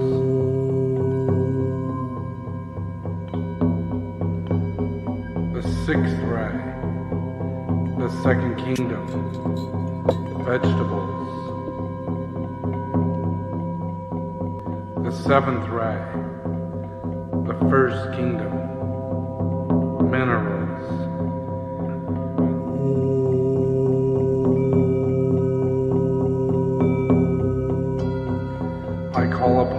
relationships of all the kingdoms,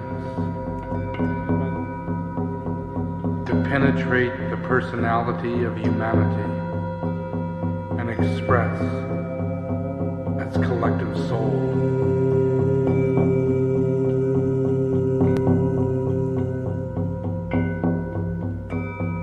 The seventh ray and the fourth ray as the mineral kingdom.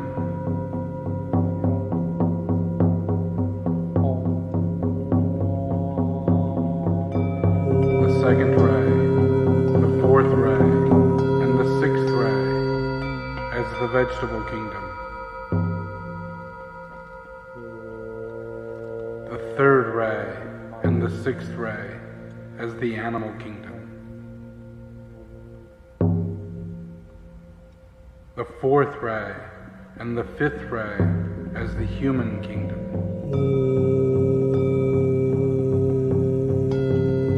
The fifth ray and the second ray as the egoic soul.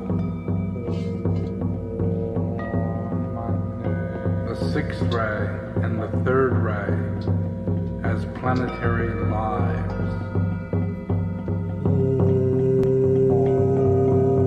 First ray and the seventh ray as solar lives.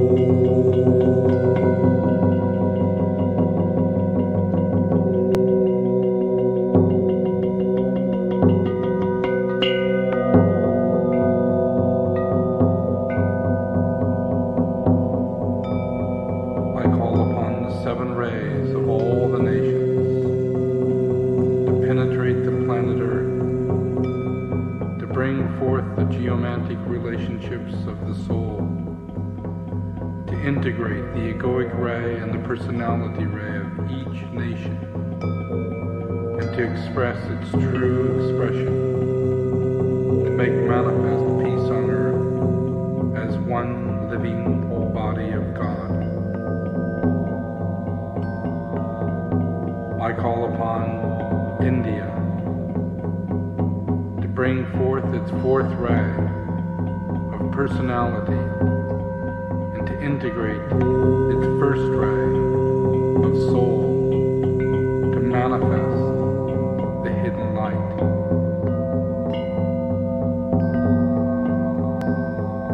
I invoke China to bring forth its third ray personality, to integrate its egoic soul into its first ray, to manifest as the indication of the way. I invoke Germany to bring forth its first ray of personality, to integrate its egoic soul of fourth ray, to preserve the truth. I invoke France and its third ray personality, to integrate its fifth ray of egoic soul, to release the light. I invoke Great Britain and its first ray personality, and its second ray egoic soul, to bring forth its service. I invoke Italy and its fourth ray personality, to integrate its sixth ray soul, to carve the two paths. I invoke the United States and its sixth ray personality, to integrate its second ray soul,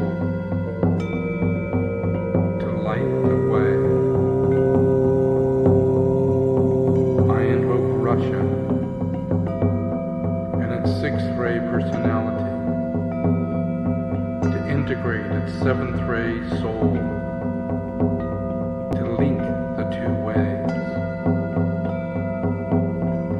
I invoke Australia and its fifth ray personality to integrate its fourth ray soul and serve the lighted way. I invoke Spain and its seventh ray personality to integrate its sixth ray soul to disperse the clouds. I invoke Brazil and its second ray personality to integrate its fourth ray soul to hide the sea. I invoke the entity of this planet, the planetary logos, to incarnate the life and the beingness of this planet. I invoke the expression of the second ray force into both the personality and the egoic rays of the nation and the personality of the egoic ray of humanity, to fuse itself and its light into its healing process. I invoke the esoteric law of solar energy to make manifest the cosmic force of light, love, and peace.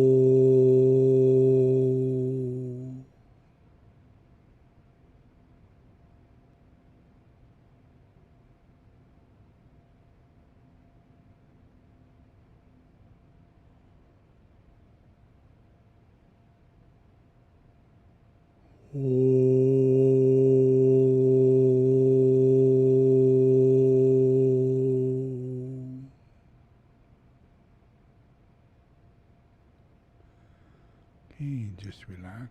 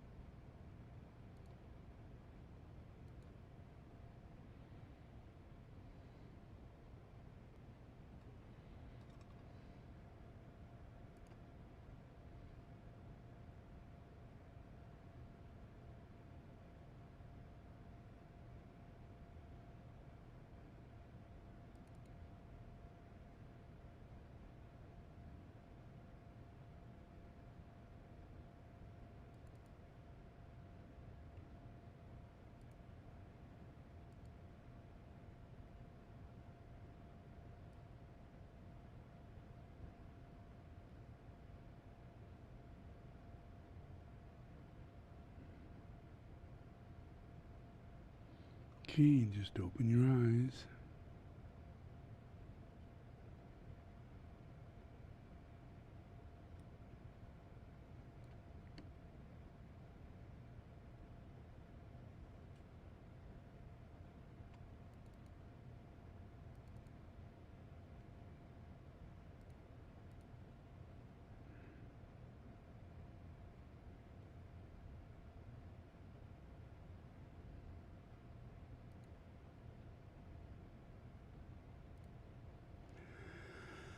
Most of the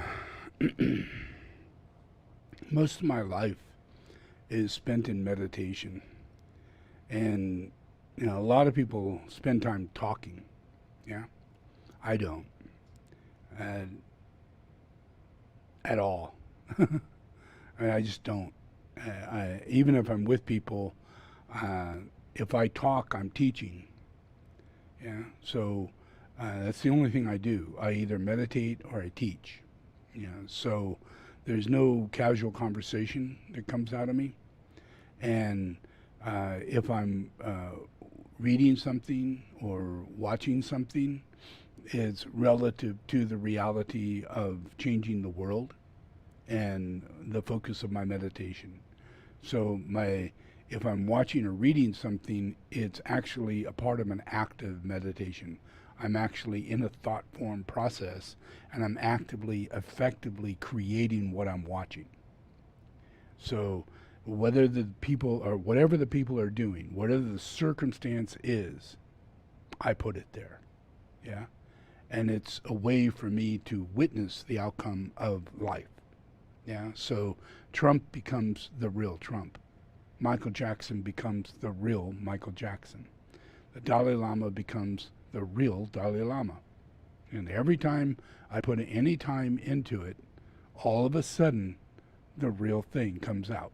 And I get to watch it. You may miss it because you're not watching, but I spend all my time doing that. All my time, as long as I'm awake. If I'm driving a car, I'm silent and I'm only listening to music.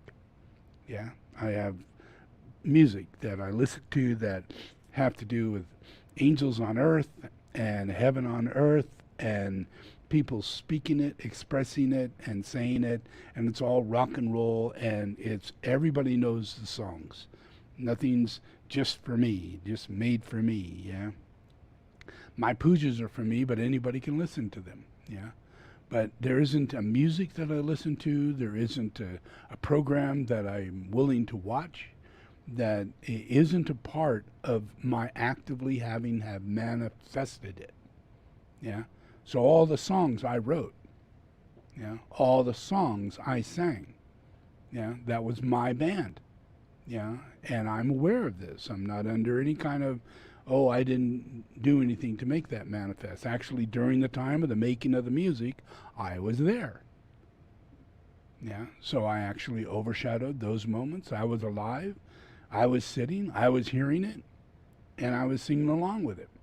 And I'd immediately go out and look for it. And I would find it and pull that music out. And I'd know the music before it ever got played. And it used to really freak people out a lot, because I'd start singing songs before I opened the album. And there'd be 3 or 4 songs that no one's ever heard, and I'd be beeping those songs out with little tunes, and then all of a sudden the lyrics would come, and I hadn't even started playing the album yet. And everybody was already high, and everybody was already in another state of mind, so it was weird enough to have me in the room and putting albums down that have never been heard before. I do the same with TV. If I'm watching TV, because I'm the creator, I actually can tell you what's going to happen 5 minutes from now. Not a human being on earth could do that. Not a human being on earth. Yeah. But my view is the view of the future. It's never the view of the moment. It's always the view of the future. Yeah. So, and everybody has that precog ability. It's just that you're so ignorant in your negativity, you can barely deal with the moment. Too busy complaining about it, too busy making it up, too busy thinking you know what's happening. You'll never know the future if you think you know what's happening. If you think, oh, that's a good idea. No, sorry, you're not a candidate for ever helping another human being. Because there's no such thing as thinking that's a good idea. You either know it's a good idea or you don't know it's a good idea. Now, if a master says it's a good idea, you immediately just resonate with the fact that, oh my God, that's the best idea I have ever heard. But you rarely ever will do that. Yeah? You just, oh, that's a good idea. Because you cannot attune to a master. It's always in a competitive state. So everything becomes mundane. Doesn't matter who's saying it or how it's being said. It'll always be brought down to a mundane little level and go, well, think about it. That'll be part of my consideration in life.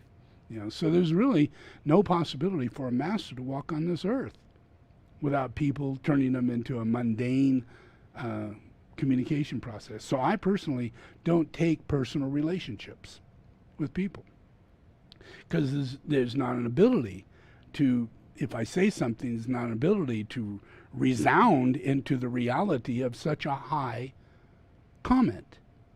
Yeah? Instead it's just, oh, okay. That's it. And you imagine, you just heard the sound of God. And, oh, okay. Wow. Death is abound, people. Death is abound. You are walking dead. Walking dead. You haven't even gotten out of the grave yet and taken a foot into life. You're still dead. Still dead. Yeah, because your senses are not awake to God. So as long as you're in that process, you're dead. You haven't ever gone to heaven. You die and you just came right back the same person. No intro to God. No meeting Jesus. Nothing like that. Because if you had, when you come back and you come in contact with that, it blows your socks off. Does that make sense? You have a relationship with God, where he comes from, and that is, when you leave here and go to heaven, you are freaking blessed. It is a better place, and you're for joy with the fact you're not going to hell. It's so much better because your choices lead you to hell. But for some strange reason, Jesus grabbed your hand and pulled you to his abode and let you talk for a little while and then send you back. Yeah? That happens, but not to many. Not to many. You got to make it right. In this life, you got to be able to hear the voice of Jesus as he speaks in this life, resound to that reality, and then you'll have the same relationship when you leave your body.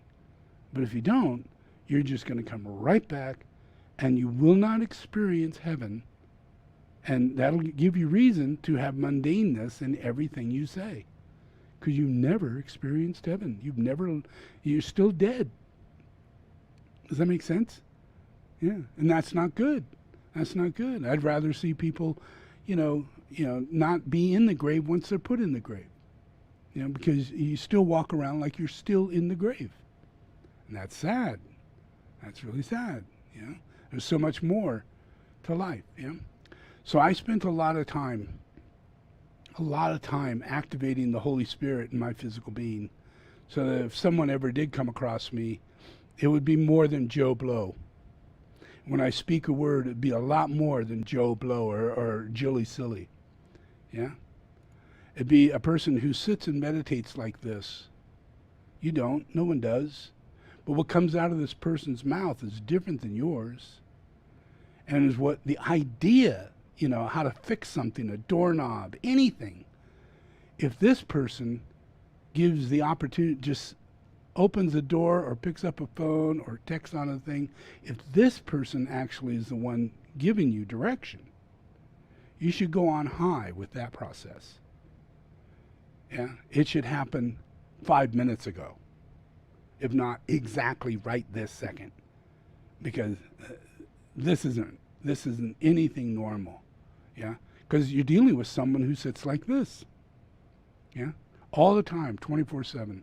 It's not another human being on earth that is in that position. It feels like they should do such a thing. Sit around and do that, yeah? And then be enthroned as the highest living person on the planet by the time he's 40 years old. Yeah? And I still don't say anything. I don't say anything to the people who enthroned me. Yeah? I don't say, if they ask me to speak, I give a little speak. Yeah? Because I know that my voice won't affect the chakras.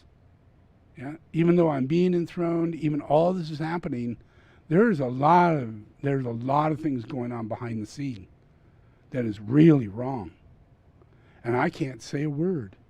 I'm in shock while I'm being enthroned. I'm in shock. This is not my experience of being enthroned. I'm being shocked. Yeah? So I have nothing to say. And then I go to the next process where I'm going to be enthroned. And each time it's a layer, where there's no real way of saying something. Like this time, I'm enthroned at the Kali chakra. You know, this is the highest place on the planet, but I still have nothing to say. I don't say anything. If you were there, you'd see I don't say anything. The only time I say anything, someone has to ask me, because I have nothing to say. No one here sees me. I am here because of me. I put myself here, not because of you. I will this, and not because you know I need to be here or should be here. Because I'll leave this place and I'll still get, oh, okay. You know, rather than me being anybody. I'm a person who sits on this throne. You would think, you know, you'll honor Madonna, you know, your heart will just pop right out of your, you know, because that's the demon you're relating to. You're dead. Does that make sense? And when you relate to the demons that put you in the grave, you know, you can't relate to someone who takes you out of the grave. Yeah, it's almost impossible. You know, so I still don't say anything when I get enthroned there. And then when I go to this place, you know, it's a riot. You know, everybody's crazy in this place. And it looks like a picture to where I'm enthroned and I'm doing great and I've got all this going on. But simultaneously, I've got demons around me who cannot recognize me, and all they want is money. And they're hostile, and they're hostile against each other, not just me. But these are lunar lord landowners who usually are paid for being an emperor or a landowner or a king. They're paid for that. Everybody who lives on that land owes them for the land. They're slaves. And if they're going to live on the land that they owned as their territory, then they have to pay for their livestock tax. They have to pay for any new children tax. All that goes to these Rinpoches. Yeah? And that stopped happening from the Chinese. They stopped doing that. So then they came to me without any reverence whatsoever, knowing that I'm this person, though, you know, and I'm being enthroned by all these other places. But one enthronement after another, I still have nothing to say. I went to this place. I had nothing to say. They handed me a microphone, you know, and I take it and I teach, you know, but that's it. I don't ask to teach anymore. I make no requirements of any kind, you know. I don't ask for anything, and I don't give any teachings of direction. Yeah, because I know that I'm not in this world. This is happening because of me. I'm willing this to happen, but I'm the only one on planet Earth willing this to happen. Everybody else, everybody around me is thinking it's a lie. There wasn't a person around me that wasn't projecting that this Rinpoche is a fake, that this representative here is a fake, that this event is a fake. And yet it's happening. This is the only real happening reincarnation process in the world. But yet I had to face the minds of every person I was with was denying my existence of this happening. So I had nothing to say. Not a thing. All the way through. I just have nothing to say. I get to this place here. This is the big one. This is where I'm enthroned as Padmasambhava. And I have zero to say, and I don't want to stay longer than 24 hours. I will not bless them for more than that. Yeah, I won't. It's so horrifying. The amount of discredit, the amount of lack of integrity, you know. And here I am, the reincarnation of Padmasambhava, one of my major disciples, you know, and things are so in the dark lodge, in the surroundings of these people coming from their past lives, all their behavior, of being greedy and holding, people as slaves. Up to the moment I walk up there, they're still in the same situation. They still have that obligation. People I was with was obligated to these very people I went to as a slave. I didn't know that. My interpreter was a slave and owed these people like $30,000. And he wanted me to give that to him in order to stop him being a slave anymore. It's insane. I wasn't there to be Buddha Maitreya or Padmasambhava. I was there to deal with the fact that absolutely nobody can see anything or recognize anything because everybody's possessed by avarice, by enslavery. Yeah? So I had nothing to say there either. Yeah? It's a pretty strange thing. These are my only biggest enthronements, and as I go through the process, there's not a whole lot I could say. And when I get to this one,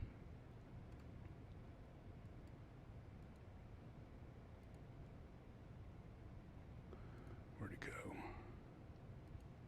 This one here, I'm recognized as the reincarnation of Milarepa. Where'd that go? It's gone now.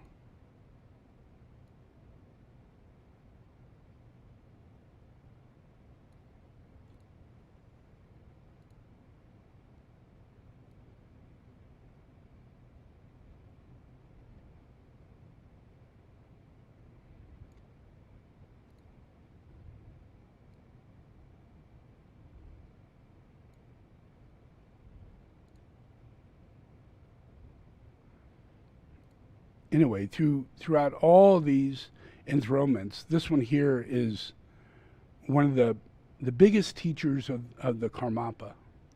And I'm taken to the place where me, as Tsongkhapa, my hair was cut as a child by the Karmapa. And this is a big thing for me, yeah? But the process is that everybody's under delusion around me.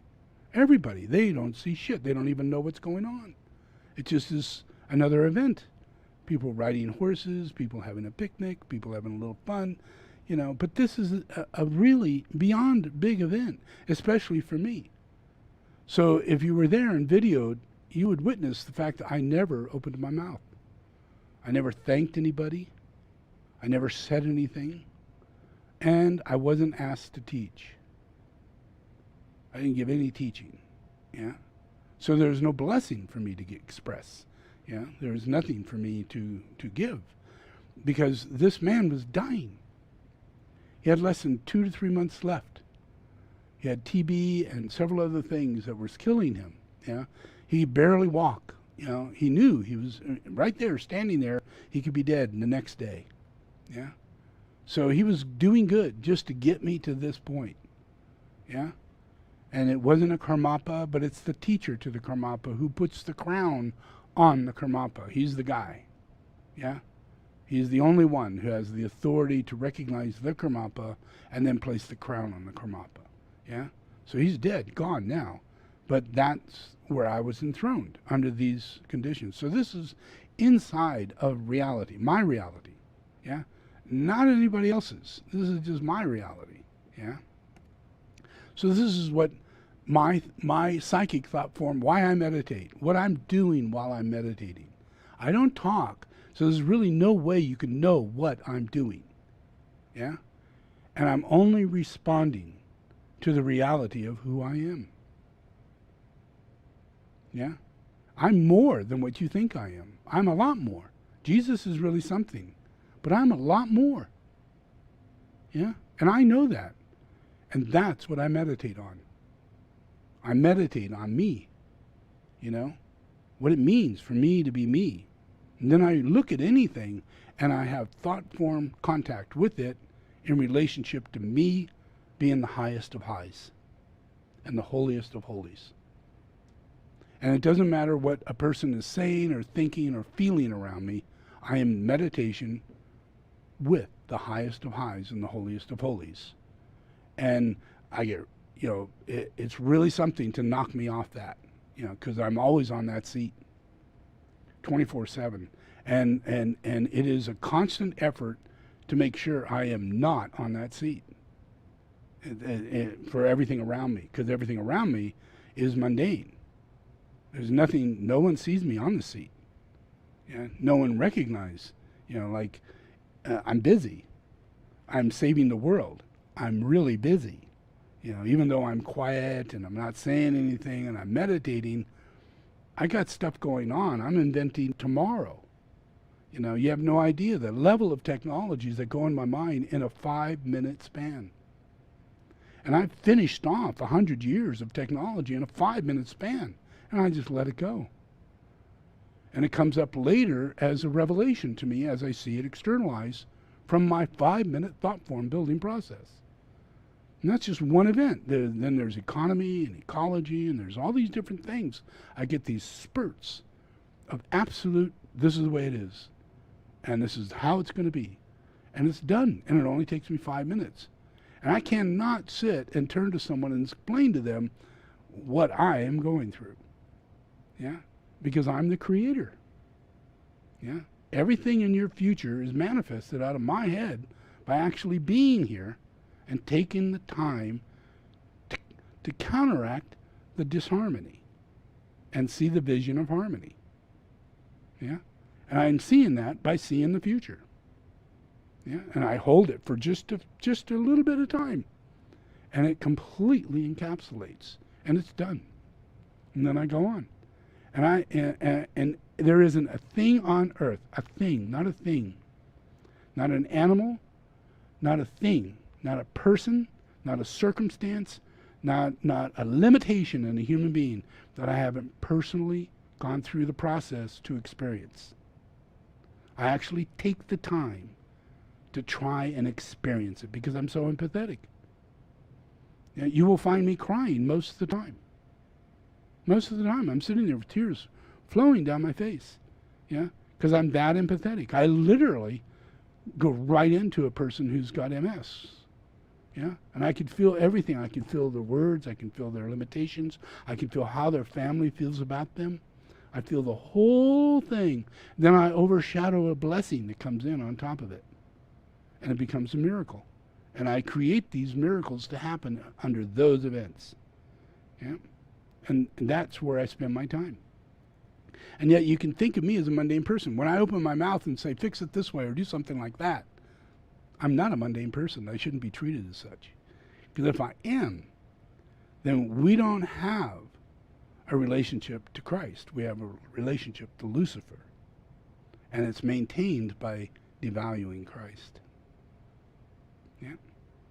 Yeah. So I'm not on a bandwagon. I claim nothing. I get no money for anything. Yeah. Whatever I get, I create. Yeah. I work hard for anything that is manifested. No one gives me money. Things don't go like that. Yeah. And I still have to take my time to help create and manifest the prosperity it takes to run the church and do all the things we need to do. That's done also while I'm doing all this meditation. Yeah. So there's an enormous, masterfulness, beyond masterfulness that goes on. And when I'm put into an interpersonal relationship and I'm trying to help, it is beyond a hit you can't imagine when it comes to the mundane response of such a scenario. Yeah. It just is beyond imagination. Yeah. So I'm hoping that over the next 5 years, I will continue creating and saving billions of people as I do, and hopefully people will come out of their death and be reborn. Yeah. Without me having to catch them when they die, and maybe, if I feel like it, grab their hand and take them to heaven. But most of the time, I do not feel like it. I'm not there for that. Yeah. You're better to take your ladder, climb your ladder, and get to heaven, and I'll be waiting. But on a very lucky note, on occasion, I put my hand down and I bring someone up for just a few seconds, and I'll let them out. Yeah. So, But in my law, you better climb that ladder. You have to do it while you're alive, and I'm always here. So I'm always checking out on you. Yeah? So enjoy. Sleep well.